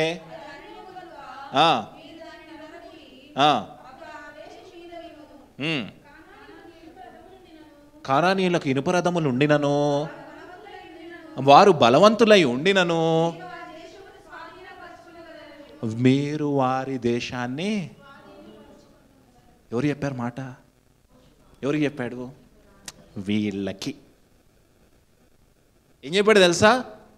కనానీయులకి ఇనుపరథాలున్నా, వాళ్ళు బలవంతులైనా సరే మిమ్మల్ని టచ్ చేయలేరు. ఎవరున్నారు మీ వెనకాల? ఏం చేశారు యూద ప్రజలు? ఏం చేశారు? సేవకుడు బలపరుస్తూ ఉంటాడు మిమ్మల్ని. ఆదివారం చక్కటి వాక్యం చెప్తాడు సేవకుడు, బలపరుస్తాడు మిమ్మల్ని. ఆ చర్చ్ డోర్ బయటికి వెళ్ళేంత వరకే ఉంటుంది. విశ్వాసం పడిపోతుంది, డిక్లైన్ అయిపోతుంది. తమ్ముడు, చెల్లి, యెహోషువ ఎంత అనుభవంతో చెప్పాడు చూడండి మాట. వాళ్ళేంటి, నీ స్థాయి వాళ్ళ స్థాయి నీ స్థాయి కాదని చెప్పాడు. వాళ్ళకి ఇనుపరథాలు ఉండొచ్చు, వాళ్ళు బలవంతులు కావచ్చు. వాడు ఎవడు బచ్చాగాడు వాడు అన్నాడు. ఇప్పుడు చెప్పాలి విషయాలు. నేను మెసేజ్ పెట్టాడు నాకు, అన్నా వేసేద్దామా వాడిని. వాళ్ళ స్థాయి యుద్ధము.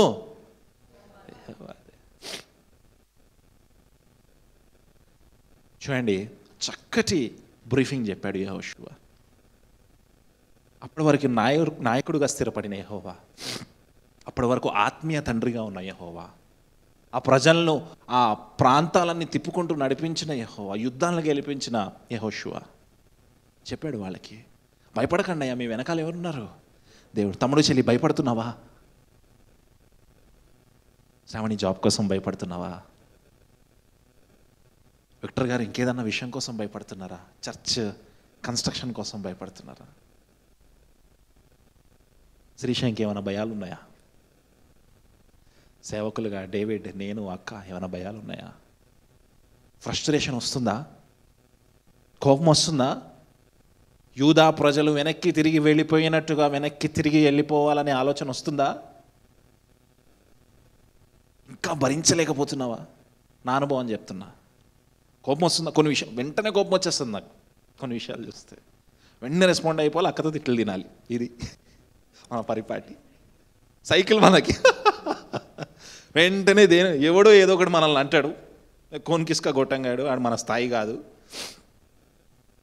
అలాగే ఒక 10 నిమిషాలు వాక్యం చెప్పడం రాదు, ఒక 10 నిమిషాలు సరిగ్గా నించోవడం రాదు కొంతమంది. వాళ్ళు మనల్ని ఏదో అంటారు, మన కోపం వచ్చేస్తుంది వెంటనే. మాజీ కమ్యూనిస్ట్ కదా, రక్తం మరిగిపోతుంది, వెంటనే రెస్పాండ్ అయిపోవాలా, ఆ కథ తిట్లు తినాలా. వాడు స్థాయి ఏంది, వాళ్ళేంది, నువ్వేంది. తమ్ముడు చెల్లి ఆగట్లేదా? వేదన ఆగట్లేదా?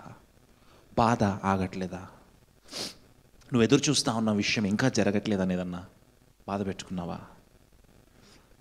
ఎవరన్నా ఈరోజు తిరిగి వెనక్కి వెళ్ళాలి అని ఆలోచన చేస్తూ ఉన్నారా? తమ్ముడు చెల్లి నీతో మాట్లాడుతూ ఉన్నాడు దేవుడు. వాళ్ళకి ఇనపరదాలు ఉన్నప్పటికీ, వాళ్ళు నీకంటే బలవంతులు అయినప్పటికీ, శత్రువు నీకంటే బలవంతుడు కావచ్చు, శత్రువుకి నీకంటే పెద్ద గొంతు ఉండొచ్చు, శత్రువు గొప్ప అబద్ధాలు చెప్తుండొచ్చు. మేరే పాస్ భగవాన్ హే, నా దేవుడు నా వెనకాల ఉన్నాడు. హల్లెలూయా. నా దేవుడు నన్ను గెలిపిస్తాడు. ఇది క్రిస్టియన్ లైఫ్ తమ్ముడు చెల్లి, ఇది క్రిస్టియన్ లైఫ్. దేవుడు నేను నిలబెట్టాలనుకుంటున్నాడు. ఎట్లా టెస్ట్ చేస్తున్నాడు తెలుసా? ఫ్రాన్సిస్ ఇంకొక 1 వీక్ కోపం వస్తుంది ఫ్రాన్సిస్కి, మైండ్లో బ్రెయిన్ పిచ్చి పిచ్చిగా ఉంటుంది, తిట్టాలనిపిస్తుంది, ఎవరైనా కొట్టాలనిపిస్తుంది. ఫ్రాన్సిస్ సంగతి మనకు తెలుసుగా, ఫోన్ ఎత్తాడు. కోపం వస్తే ఫోన్ ఎత్తాడు. సాయికి ఏదో కోపం ఉంటుంది, సల్మాకి ఏదో కోపం ఉంటుంది, విక్టర్ గారికి ఏదో కోపం ఉంటుంది, నాకు పర్సనల్గా ఏదో కోపం ఉంటుంది. ప్రభా నువ్వే వాగ్దానం చేసావు, ఇట్టే రోజు కొట్లాట నాకు దేవుడికి ప్రార్థనలో. ప్రభా నువ్వే వాగ్దానం చేస్తావా చేయవా? ఇంకా ఆయన ఏమన్నాడు తెలుసా? ఒక 1 వీక్, ఒక 10 days శ్రావణికి దేవుడికి కొట్లాట. రోజు ప్రార్థన గదిలో ఎంత ప్రార్థన చేస్తుందో ఆ పిల్ల, నవ్వుకుంటావు. దేవునికి స్తోత్రం. ప్రభా job job job job job. దేవుడు ఏమంటాడు తెలుసా? ఇంకొక 10 days. ఓపికందా? ఓపికందా తమ్ముడు చెల్లి? భయపడి వెనక్కి తిరుగుతూ ఉన్నావా? దేవుడు మిమ్మల్ని ఎంకరేజ్ చేస్తూ ఉన్నాడు ఈరోజు. దేవుడు నన్ను ఎంకరేజ్ చేస్తూ ఉన్నాడు. వాగ్దానము దేవుని దగ్గర నుంచి పొందుకున్నాం, వాగ్దానం మనుషుల దగ్గర నుంచి పొందుకోలే తమ్ముడు. నీకు రక్షణ ఇచ్చింది దేవుడు, నీకు వాగ్దానం ఇచ్చింది దేవుడు, నీకు ఆశీర్వాదము ఇచ్చేది కూడా దేవుడే. హల్లెలూయా. నిన్ను బలపరిచేది కూడా దేవుడే. మనుషులు మాట తప్పొచ్చు కాక, మనుషుల్ని చూసి, ఎదురుగా ఉన్న శత్రువుని చూసి నువ్వు భయపడవచ్చు కాక, కానీ దేవుడు నిన్ను విడిపిస్తాడు.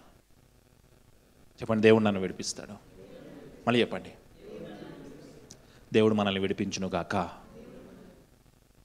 నీ దగ్గర నుంచి ఆయన ఏం ఆశిస్తా ఉన్నాడు తెలుసా? నీ పని నువ్వు ఆపకు, నీ పని నువ్వు ఆపకు. అక్కడ దాకా వెళ్ళారు యూదా. నాకు ఎంత ఆశ్చర్యంగా అనిపిస్తుంది తెలుసా? అక్కడ దాకా వెళ్ళావు కదయ్యా,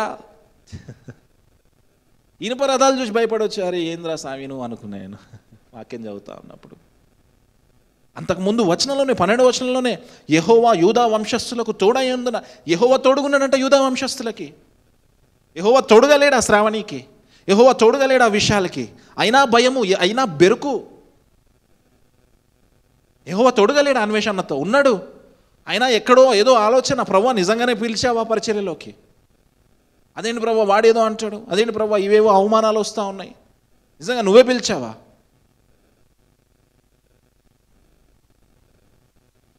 ఆయన తోడై ఉన్నప్పటికీ భయం.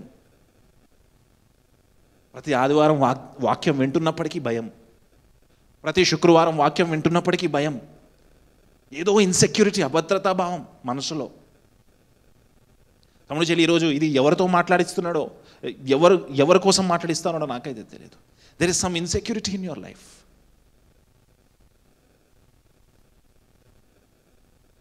నీ జీవితంలో ఉన్న ఇన్సెక్యూరిటీ చాలా చిన్నదే. నీ జీవితంలో ఉన్న దేవుడు గొప్పవాడు. హల్లెలూయా. ప్రతి ఒక్క ఇన్సెక్యూరిటీని ఆయన తీసివేయను గాక. ఆమేన్. వెళ్ళిపోయారంట. తర్వాత ఏం జరిగింది చూద్దాం. మోషే చెప్పినట్లు వారు కాలేబుకు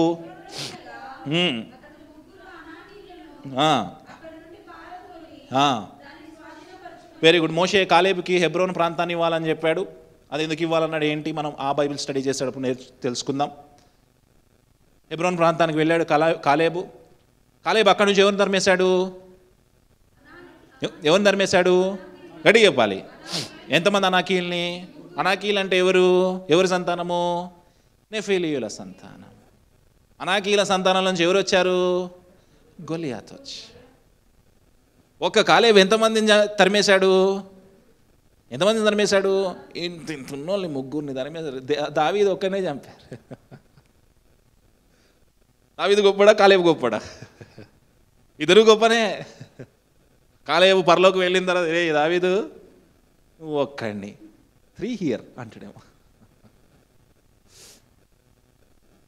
గొప్ప రాజైన దావీదు ఒక అనాకీయుణ్ణి చంపితే చరిత్రలో కొంచెము పేజీలు కలిగిన ఒక సాదాసీదా కాలేబు, యెహోషువ వెనకాల తిరిగిన కాలేబు ఎంతమంది అనాకీయుని చంపాడు? 3 చంపాడు. దేవుడు నీకు ఆ భాగ్యాన్ని ఇవ్వాలని చూస్తూ ఉన్నాడు తమ్ముడు చెల్లి. దేవుడు నీకు ఆ భాగ్యాన్ని ఇవ్వాలని చూస్తూ ఉన్నాడు. యేసన్న గారు అన్ని గొప్ప పరిచర్యలు చేసి అన్ని సంఘాలు కడితే వాళ్ళ శిష్యులు ఇంకా గొప్ప పరిచర్య చేస్తూ ఉన్నారు. యేసన్న గారి వెనకాల బ్యాగులు పట్టుకొని తిరిగారేమో, కాలేబు యెహోషువ వెనకాల బ్యాగులు పట్టుకొని తిరిగాడేమో. ఎంతమంది అనాకీలను తరిమాడు? 3 అనాకీలను తరిమాడు. ఈరోజు నీ పొజిషన్ చాలా చిన్నగా అనిపిస్తుందేమో నీ సంఘములో, కానీ దేవుడు నిన్ను గొప్పగా వాడుకోబోతా ఉన్నాడు. హల్లెలూయా. దేవుడు నేను గొప్పగా వాడుకోవడానికి ఇష్టపడతా ఉన్నాడు. కాలేబులాగా అనాకీల్ని తరిమే భాగ్యానికి ఇవ్వబోతా ఉన్నాడు.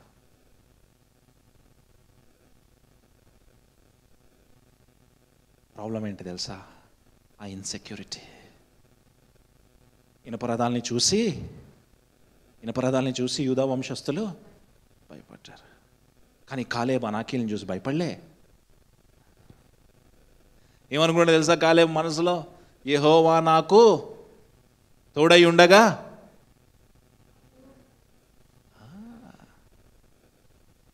నాకు విరోధి ఈ అనాకీయుడు, ఈ సున్నతి లేని ఫిలిస్తీయుడు అనుకున్నాడు.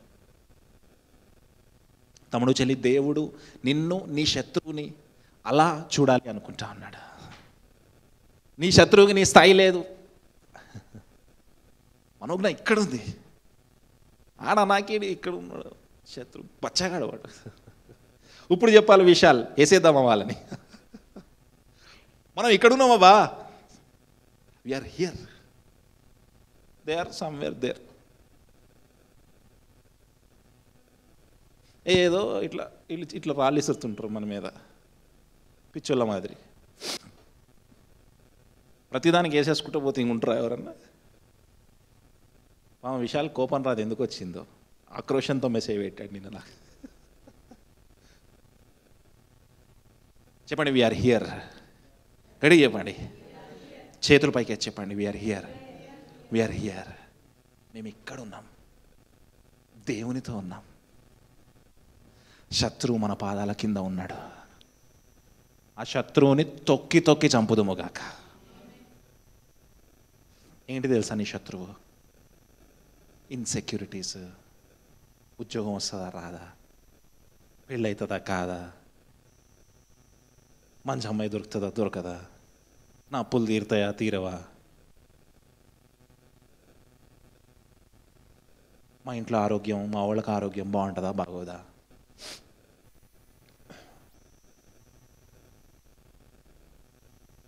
ఇన్సెక్యూరిటీస్. మనం ఎక్కడున్నాము? ఇక్కడున్నాం. వావ్ చర్చ్ ఎక్కడుంది? ఇక్కడ ఉంది. ఇక్కడ ఉన్నారు. వావ్ చర్చ్ని చూసి ఏడ్చేటోళ్ళు. ఈ రోజు నుంచి నీకు నీ సమస్య కనిపించినప్పుడు అది అక్కడ కనపడాలి. కాలేబు అనాకీల్ని ఎట్లా చూశాడు తెలుసా? తమ్ముడు చెల్లి, దేవుడు మాట్లాడుతూ ఉన్నాడు నీతోటి, నాతో కూడా మాట్లాడుతూ ఉన్నాడు. ఒక్కోసారి శత్రువులు నాతో సమానంగా చూస్తాను నేను. వీడు బాగా విసిగిస్తున్నాడు అని వేసేద్దాం అనుకుంటా. అక్క తిడుతుంది, దేవుడు కొడతాడు. అప్పుడు ఇట్లా చూడడం ప్రారంభిస్తాను. దేవునికి స్తోత్రం. ముందుకు వెళ్దామా? యెబూసీయులను బెన్యామీయులు వెలగొట్టలేదంట. యెరూషలేములో ఉన్న యెబూసీయులు ఎవరు వెలగొట్టలేదు? బెన్యామీయులు వెలగొట్టలే. ఆ యెరూషలేము ఉన్న ప్రాంతాన్ని బెన్యామీను గోత్రానికి ఇచ్చాడు దేవుడు. బెన్యామీను గోత్రంలోంచి ఒక రాజు వచ్చాడు. ఏ రాజు? సౌలు వచ్చాడు. సౌలు ఎలాగొట్టాడా? నో. తర్వాత యూదా వంశంలో వచ్చిన దావీదు ఎలాగొట్టాడు? ఎవరిని? యెబూసీ. అన్ఫినిష్డ్ వర్క్ ఉంది ఇక్కడ. యెబూసీయుల్ని చూసి ఎవరు భయపడరు? ఇప్పుడు ఏ గోత్రం వాళ్ళు భయపడరు? ఇందాక యూదా గోత్రం వాళ్ళు ఏం చూసి భయపడ్డారు? ఇప్పుడు వీళ్ళు బెన్యామీయులు అన్ఫినిష్డ్ వర్క్. ఈ న్యాయాధిపతుల కాలం 400 సంవత్సరాలు అయిపోయిన తర్వాత, సౌలు వచ్చి అయిపోయిన తర్వాత, దావీదు వచ్చిన తర్వాత దాదాపు 450 సంవత్సరాలు, 500 సంవత్సరాలు, అప్పుడు దావీదు వచ్చి యెరూషలేములోంచి బెన్యామీయులను బయటకు తోలాడు. తమ్ముడు చెల్లి, ఏదన్నా ఒక చిన్న విషయం నీ లైఫ్లో అన్ఫినిష్డ్ వర్క్ ఉందా? Which is stopping your blessing? ఏదైనా అన్ఫినిష్డ్ వర్క్ ఏదైనా ఉందా నీ లైఫ్లో? నీతో మాట్లాడుతూ ఉన్నాడు దేవుడు ఈరోజు. God is talking to you. చాలా కాలం నుంచి ప్రొలాంగ్ అవుతా ఉందా? God is talking to you. దేవుడు మాట్లాడుతూ ఉన్నాడు తమ్ముడు చెల్లి నీతోటి. వాళ్ళేమో ఇనపరాధాలు చూసి భయపడ్డరు, వీళ్ళు యెబూసీయుల్ని చూసి భయపడ్డారు. తర్వాత వచ్చిన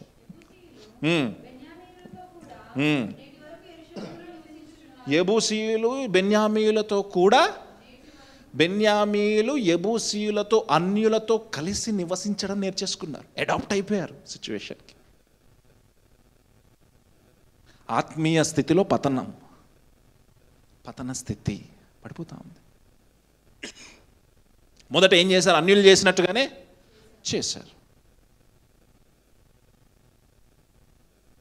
ఇనుపరాధాలు చూసి భయపడ్డారు. వాళ్ళతో కలిసి నివసించడము పడిపోతున్నారు. రోజు రోజుకి దిగజారరు అనుకుంటున్న ప్రతిసారి ఇంకా దిగజారుతా ఉంటారు. తర్వాత వచ్చిన చూడండి, ఆ రోజు వరకు యెరూషలేములో నివసించున్నారంట. ఈ రోజు వరకు, ఈ బుక్ రాసేంత వరకు, న్యాయాధిపతుల గ్రంథము బహుశా సమయాలు రాశాడు అంటున్నాం కదా, అప్పటి వరకు. ఆ రోజు వరకు అంటే ఆ తర్వాత దావీదు వచ్చిన తర్వాత విడిపించాడు యెబూసీయుల చేతిలోంచి. ఈ రోజు వరకు అని కాదు, సందర్భానుసారంగా చూడాలి వాక్యాన్ని. ఆ ఆర్డర్ రాసినంత వరకు వాళ్ళు అక్కడే ఉన్నారు. తర్వాత వచ్చిన యోసేపు ఇంటివారు బేతేలుకు వెళ్ళినప్పుడు యెహోవా వారికి తోడై ఉండెను.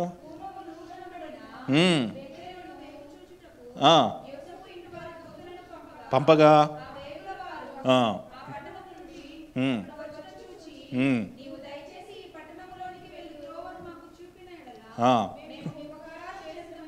చెప్పిరి, వారికి చూపగా హతము చేసిరి కానీ పోనిచ్చిరి. Okay, next. హిత్తీల దేశంకు వెళ్ళి ఒక పట్టణంను కట్టించి దానికి లూజు అని పేరు పెట్టను. నేటి వరకు దానికి అదే పేరు. Okay, next. మనష్షీయులు ఏం చేస్తారో చూద్దాం.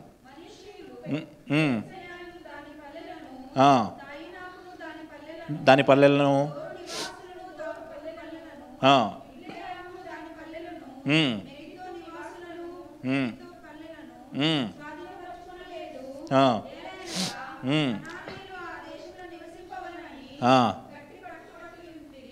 ఏం చేశారంటే వీళ్ళు మనష్షీయులు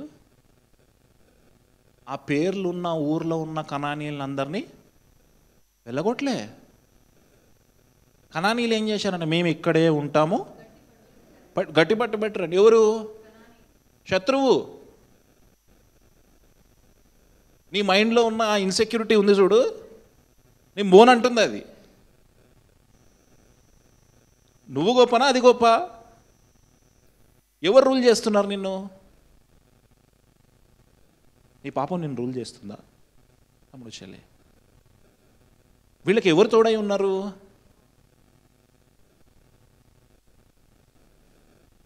త్రోలేదంట. చెప్పాను కదా, అన్ఫినిష్డ్ వర్క్ ఏదైనా ఉందా? చిన్న వర్క్ ఏదో మిగిలిపోయి ఉంటుంది లైఫ్లో, నీ బ్లెస్సింగ్ అడ్డుకొని ఉంటుంది. అన్ఫినిష్డ్ వర్క్ ఏదైనా ఉందా? దేవుడు నీతో మాట్లాడుతూ ఉన్నాడు ఈరోజు. అందుకే శత్రువులు కూడా నీ ముందు వచ్చి తొడగొడతానంట. వాళ్ళు అదే చేస్తున్నారు ఇప్పుడు. కనానీయులు ఏమంటారు? మేము వెళ్ళాం, ఏం చేసుకుంటారో చేసుకోండి అంటున్నారంట. ఎవరితోటి? దేవుని పిల్లలతోటి. ఎక్కడి నుంచి వచ్చింది అంత ధైర్యము? వీళ్ళు వెళ్ళగొట్టలేదు కాబట్టి అంత ధైర్యం వచ్చింది. శత్రువుని సమానంగా చూశారు కాబట్టి నాలాంటి వాళ్ళు అయి ఉంటారు. శత్రువుని ఎక్కడ చూడమని చెప్పాను? ఇక్కడ. దేవుడు మాట్లాడుతూ ఉన్నాడు తమ్ముడు చెల్లి మనతో. తర్వాత వచ్చిన చదువుదాం. బలవంతులైన తర్వాత కనానీయుల చేత బొత్తిగా ఇప్పుడు ఇజ్రాయేలు ప్రజలు బలవంతులు అయిపోయారు, ధనవంతులు అయిపోయారు. ఇప్పుడు కనానీయులను తీసుకొచ్చి స్లేవ్స్గా పెట్టుకున్నారంట, బానిసలుగా. వీళ్ళు ఇంతవరకు ఎవరి దగ్గర బానిసలుగా ఉన్నారు? వీళ్ళే ఒకరి దగ్గర పనిచేశారు ఇప్పటి వరకు. అది ఏదో ఉంటుంది కదా, అరే నువ్వే అసిస్టెంట్ మరి నీకు అసిస్టెంట్ అంటాడు కదా. ఇన్ని రోజులు ఎక్కడో అసిస్టెంట్గా పనిచేశారు వీళ్ళకు ఇప్పుడు రిచ్ అయిపోయారు అర్జెంటుగా. కొంతమంది సడన్గా డబ్బు వస్తే అలా తీరంతా మారిపోతుంది ఒకేసారి.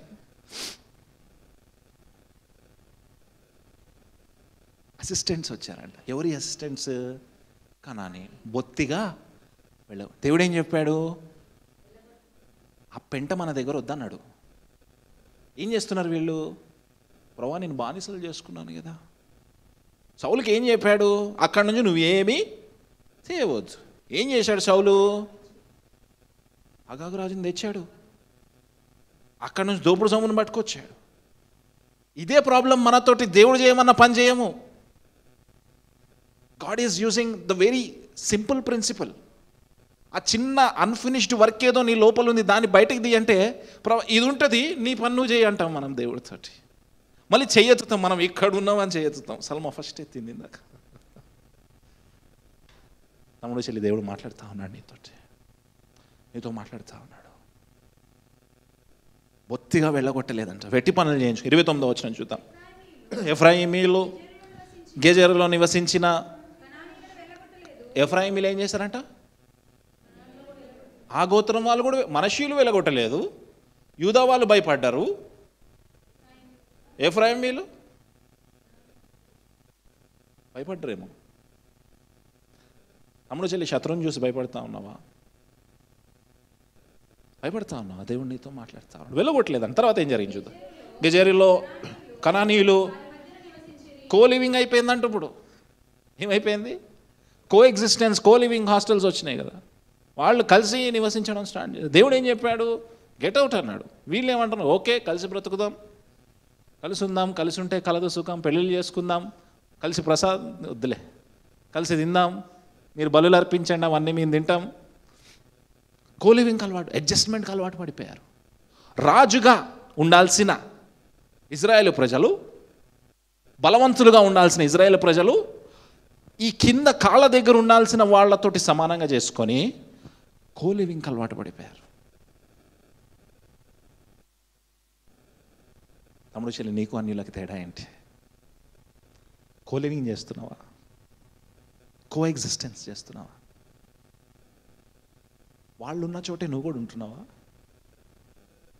వాళ్ళు వెళ్తా ఉన్న పార్క్కే నువ్వు కూడా వెళ్తున్నావా? తమ్ముడు చెల్లి, మనతో మాట్లాడుతూ ఉన్నాడు దేవుడు ఈరోజు. Are you coexisting with them, co living with them? Housewarming ceremony రోజు పేడ కనపడుతుందా? అక్కడ కిచెన్లో పొంగిన పాలు కనపడుతున్నాయా? దేవుడు మాట్లాడుతూ ఉన్నాడు తమ్ముడు చెల్లి. తర్వాత ఏం జరిగింది? జబూలీనీయులు కిత్రో నివాసులను వీళ్ళు ఏం చేశారంట? తర్వాత ఏం జరిగింది చూడండి. Very good. ఎలాగొట్టలేదంట. వాళ్ళ లైఫ్లో ఉన్న ఇన్సెక్యూరిటీస్ తీసుకోలే, భయాలు తొలగించుకోలే. ఏం చెప్పాను? స్పిరిచువల్ డిక్లైన్, ఆత్మీయమైన పతన స్థితి. పడిపోతా ఉన్నారు.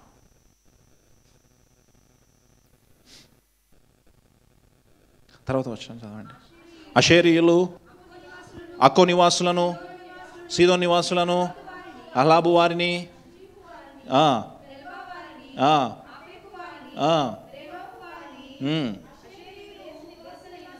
ఆ, వెళ్ళగొట్టక మళ్ళీ అన్ఫినిష్డ్ వర్క్. ఈసారి ఎవరు? అశ్వరీయులు. తర్వాత వచనం చదువుదాం. నఫ్తాలీయులు బెత్షెమెషు వారిని, బేతనాతు వారిని. ఈసారి ఎవరు? నఫ్తాలీయులు. తర్వాత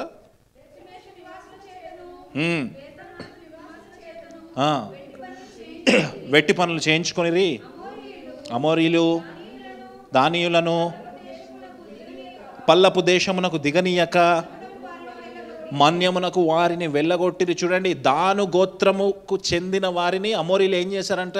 ఆ కొండ దిగనివ్వకుండా కొండలోకి వెళ్ళగొట్టారంట.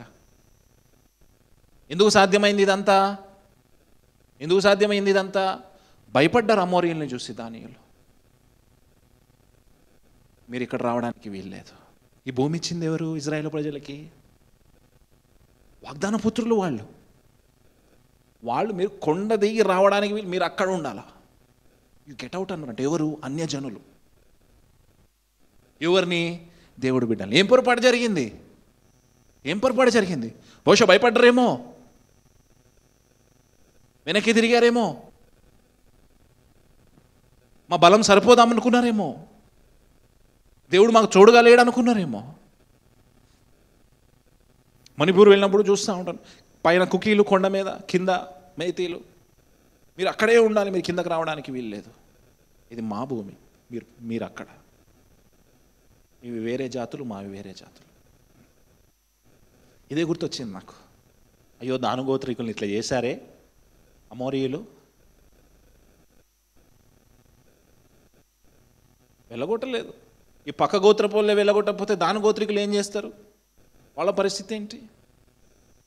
పోనీ దానుగోత్రికులు ఎవరన్నా వాళ్ళ బ్లడ్ రిలేషన్స్ ఫెలోషిప్ తీసుకున్నారా? సపోర్ట్ తీసుకున్నారా? తీసుకోలే.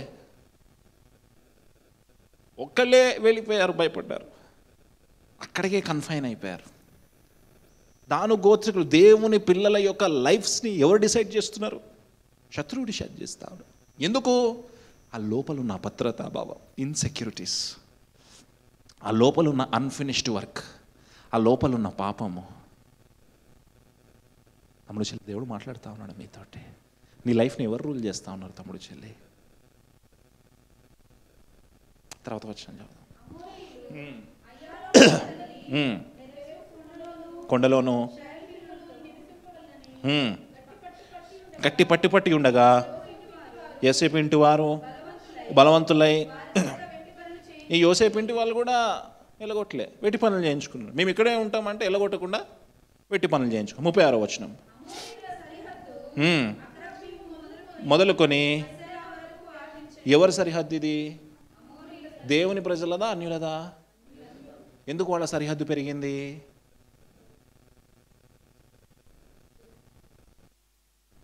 తమ్ముడు చెల్లి, దేవుడు నీతో మాట్లాడుతూ ఉన్నాడు. నీకు విషయం చెప్పాను ఇందాక. నువ్వు ఏమి విత్తుతావో, ఇజ్రాయెల్ ప్రజలు ఏం విత్తారు? భయాన్ని విత్తారు. శత్రువు పెరిగాడు.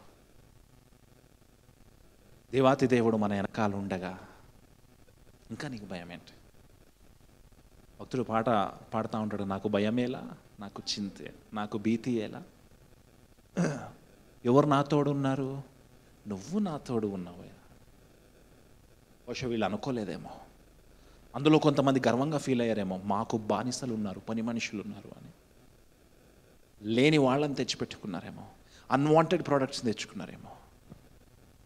నువ్వు తమ్ముడు ఏదన్నా వెతుకుతున్నావేమో, ద రాంగ్ థింగ్. శరీరంలో వెతుకుతున్నావేమో, క్షయముగా కోస్తావు. ఆత్మలో విత్తింది నిత్య జీవంలోకి వస్తావు. ఈ మాట పౌలు భక్తుడు గలతీల సంఘానికి రాశాడు, క్రైస్తవులకి రాశాడు. అదే పౌలు భక్తుడు ఇంకో అద్భుతమైన మాట రాస్తాడు. కిందకి వెళ్ళి చదవండి, 9వ వచనం చదవండి. గలతీలకు రాసిన పత్రిక 6వ అధ్యాయం 9వ వచనం చదవండి. గలతీలకు రాసిన పత్రిక 6వ అధ్యాయం 9వ వచనం. 6వ అధ్యాయం 9వ వచనం. మనము మేలు చేయుట యందు విసుకక యుందుము. ఏంటంట? విసుకోద్దు. ఫస్ట్ ఏమన్నాడు తెలుసా? నువ్వు ఏం విత్తుతావో అదే కోస్తావు. నువ్వు చెడు విత్తితే మంచి విత్తితే, నువ్వు మేలు విత్తితే మేలు కోస్తావు. తర్వాత చదవండి. మనం అలేక మేలు చేసి మేమి తగిన కాలమందు. ఎప్పుడు కోస్తామంట పంటని? ఒక టైం వస్తుంది. తమ్ముడు, మంచి చేయకుండా మానకు. చెల్లి, మంచి చేయకుండా మానకు. నువ్వు ఏమి వెతుతావో, నేను మేలు చేస్తున్నాను, నేను అలసిపోయాను, నేను ప్రార్థన చేస్తున్నాను, నేను అలసిపోయాను. కోపం వస్తుందేమో ఒక టైం వచ్చిన తర్వాత, వేరే ఫీలింగ్ వస్తుందేమో, నిరుత్సాహం వస్తుందేమో. దావీదు నిరుత్సాహపడి శత్రుదేశానికి వెళ్ళిపోయాడు, దేవునికి దూరంగా వెళ్ళిపోయాడు. 1 సంవత్సరం 4 నెలలు 16 నెలలు, 1 సంవత్సరం 4 నెలల 6 నెలల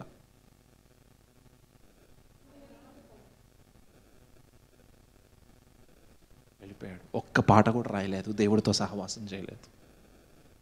నువ్వు అనుకుంటాను డైలీ ప్రేయర్ చేస్తూ ఉన్నాను, ఇంకా ఆన్సర్ రావట్లేదు. ప్రభా, ఇంక ఇది లాస్ట్, ఇంకా ఇది లాస్ట్. ఈ నెల ఉద్యోగం రాకపోతే ఇంటికి వెళ్ళిపోవాలి, ఈ నెల నాకు ఆన్సర్ దొరకకపోతే ఇంకా ఫినిష్. నేను అక్క లాస్ట్ 1 ఇయర్ అవుతా ఉంది మనకి. నెక్స్ట్ సండేకి 1 ఇయర్ అయింది హాల్ స్టార్ట్ చేసి. ప్రతి నెల ఇదే లాస్ట్ ప్రతి నెల ఈ హాల్ పోయింది అనుకున్నా. దేవుడు ఇంకో నెల ఇచ్చాడు, ఇంకో నెల ఇచ్చాడు, ఇంకో నెల ఇచ్చాడు. 1 ఇయర్ సెలబ్రేట్ చేసుకుంటాం. హల్లెలూయా. విసుకక మేలు చేయుట యందు విసుకకుండా, ప్రార్థన చేయుట యందు విసుకకుండా, నీ ఎఫర్ట్ పెట్టడంలో విసుకకుండా. 50 ఇంటర్వ్యూలు వెళ్ళాను అనుకుంటావేమో. తమ్ముడు, చెల్లి, దేవుడు నీతో మాట్లాడుతూ ఉన్నాడు, దేవుడు నీకు తోడుగా ఉన్నాడు. అక్కడ దాకా వెళ్ళి ఆ ఇనుప రథాలు చూసి వెనక్కి వచ్చేసిన రోజు ఉందేమో. అక్కడ దాకా వెళ్ళి ఎంప్టీ పాకెట్ చూసి వెనక్కి వచ్చిన రోజు ఉందేమో. అక్కడ దాకా వెళ్ళి ప్రభా ఇంకా చాలు, ఈ అవమానాలు నేను పడలేను అనుకున్న రోజు ఉందేమో. నాకుంది ఈ రోజుకి కూడా. ప్రార్థన చేస్తా ఉన్నాను, ప్రభా అడ్డమైన వాళ్ళతో తిట్టిస్తావు ఎందుకు నన్ను అని ప్రార్థన చేస్తా ఉన్నాను నేను. దేవుడు ఏమంటున్నాడు తెలుసా? నేను నీకు తోడై ఉన్నాను, ఊరకుండము, నేనే దేవుడనని తెలుసుకోను. ఏదన్నా నిరుత్సాహం ఉందా తమ్ముడు, చెల్లి? నీ మదిని దొలిచేస్తా ఉన్న విషయం ఒకటి ఉంటుంది, నాకుంది. There is something that is heartening me every day. తొందరగా అవ్వచ్చు కదా, తొందరగా అవ్వచ్చు కదా. పొద్దున్నే సడన్గా లేచి ఫోన్ చూసుకుంటాను ఒకసారి, తొందరగా అవ్వచ్చు కదా.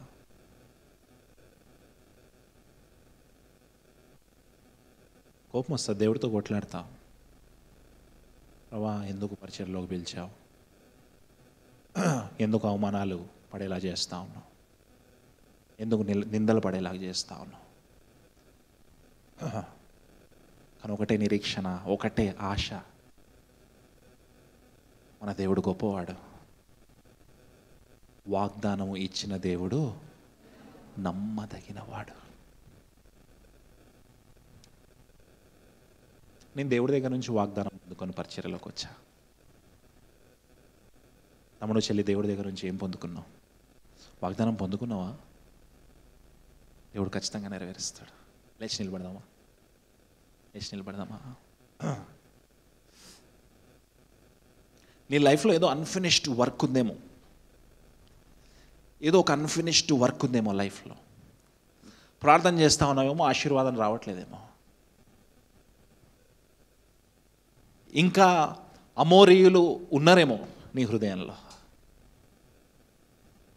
ఇంకా జెబూసీయులు ఉన్నారేమో నీ హృదయంలో. యెబూసీయులు. దేవుడు నీకు అప్పచెప్పిన పని నువ్వు ఇంకా ఫినిష్ చేయలేదేమో. కానీ ప్రార్థనలోకి వచ్చి వేడుకుంటా ఉన్నావు, ప్రభా ఎందుకు అవ్వట్లేదు? Why it is not happening? దేవుడు ఏం గుర్తు చేస్తా ఉన్నాడు తెలుసా? తమ్ముడు, ఇంకా యెబూసీయులు ఉన్నారు. సల్మా, ఇంకా యెబూసీయులు ఉన్నారు. సాయి, ఇంకా యెబూసీయులు ఉన్నారు నీలో. విశాల్, ఇంకా ఏదో అన్ఫినిష్డ్ వర్క్ ఉంది నీలో, దాన్ని తరిమే, డోర్ ఓపెన్ చేయి. నేను నీతో ఉండడానికి ఇష్టపడతా ఉన్నా. దేవుడు నీతో ఉండడానికి ఇష్టపడతా ఉన్నాడు. దేవుడు ఇచ్చిన వాగ్దానాన్ని నెరవేర్చడానికి ఇష్టపడతా ఉన్నాడు. దేవుడు మనందరికంటే గొప్పవాడు. దేవుడు మన శత్రువు కంటే గొప్పవాడు. దేవుడు అన్నిటికంటే ఉన్నతమైన వాడు. మనసు విప్పి ప్రార్థన చేయండి ఒకసారి. ఏంటి అని అన్ఫినిష్డ్ వర్క్ అడగండి ప్రభువుని. ప్రభు, what is that unfinished work in my life? ఎందుకు నా ఆశీర్వాదం ఇంకా లేట్ అవుతుంది?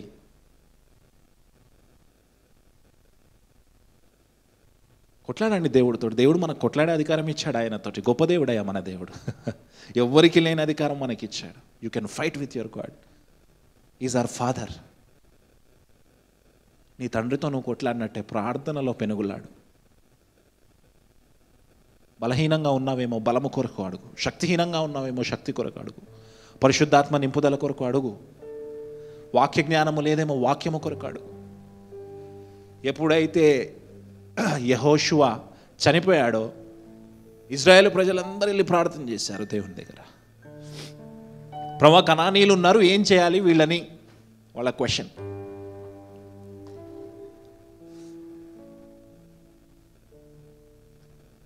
దేవుడు అన్నాడు, పద, నేను నీకు తోడుగా ఉన్నాను.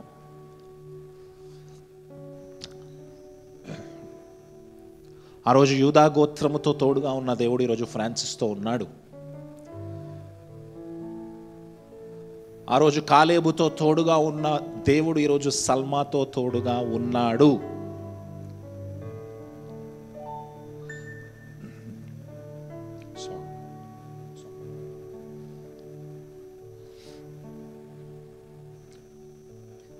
మాకు భయమేలా, మాకు దిగులేలా, మాకు చింతేలా, మాకు భీతియేలా.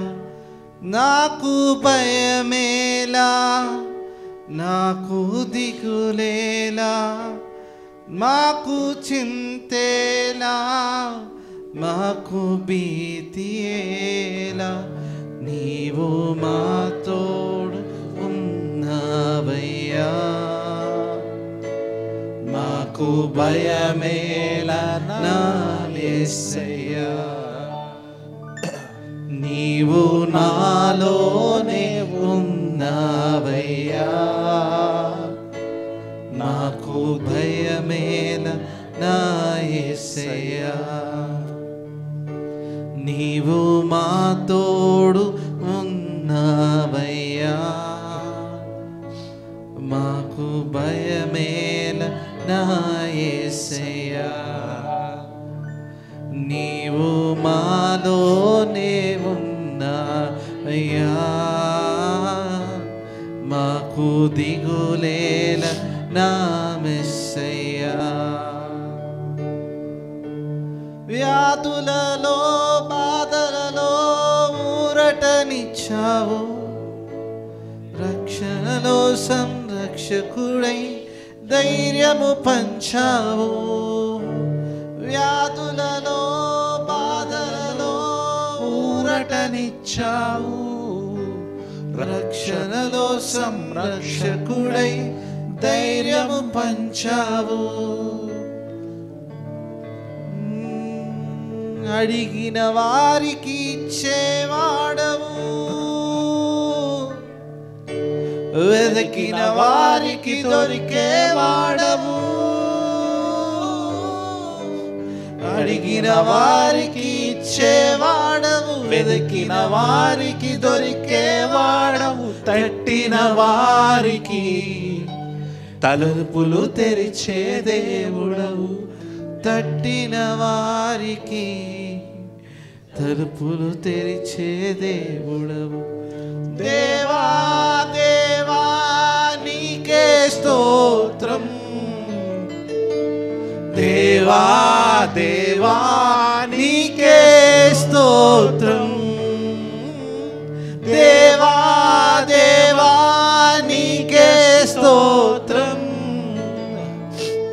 దేవా దేవా నీకే స్తోత్రం. నీవు మా తోడు ఉన్నావయ్యా, నాకు భయమేల నా యేసయ్యా. నీవు నాలోనే ఉన్నావయ్యా, నాకు దిగులేల నా యేసయ్యా. నాకు భయమేలా, నాకు దిగులేలా, నాకు చింతేలా, నాకు భీతియేలా. నాకు భయమేలా, నాకు దిగులేలా, నాకు చింతేలా, నాకు భీతియేలా. నీవు మా తోడు ఉన్నావయ్యా, నాకు భయమేలా నా యేసయ్యా.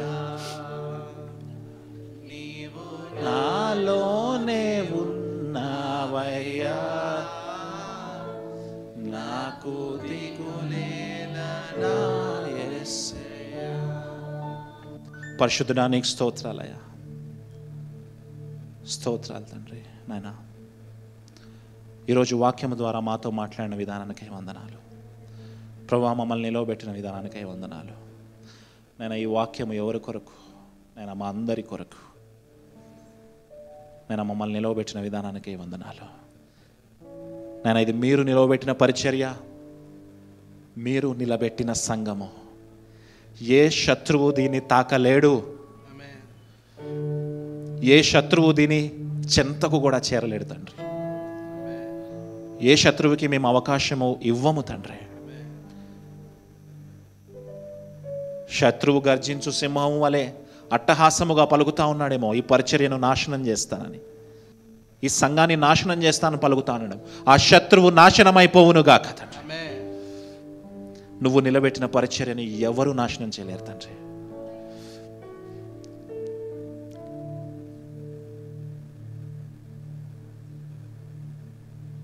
ఆ శత్రువును మేమంతా మా విశ్వాసముతో తరిమి వేయుదుముగాక తండ్రి. వావ్ చర్చ్ ఇంకను వర్ధిల్లును గాక, అనేక బ్రాంచులుగా ఇది స్థిరపడును గాక, అనేక ఆత్మలను ఇది కట్టును గాక తండ్రి. అనేక సంఘాలతో పోటీ పడుతూ సువార్త మేము చేయదుమా గాక తండ్రి.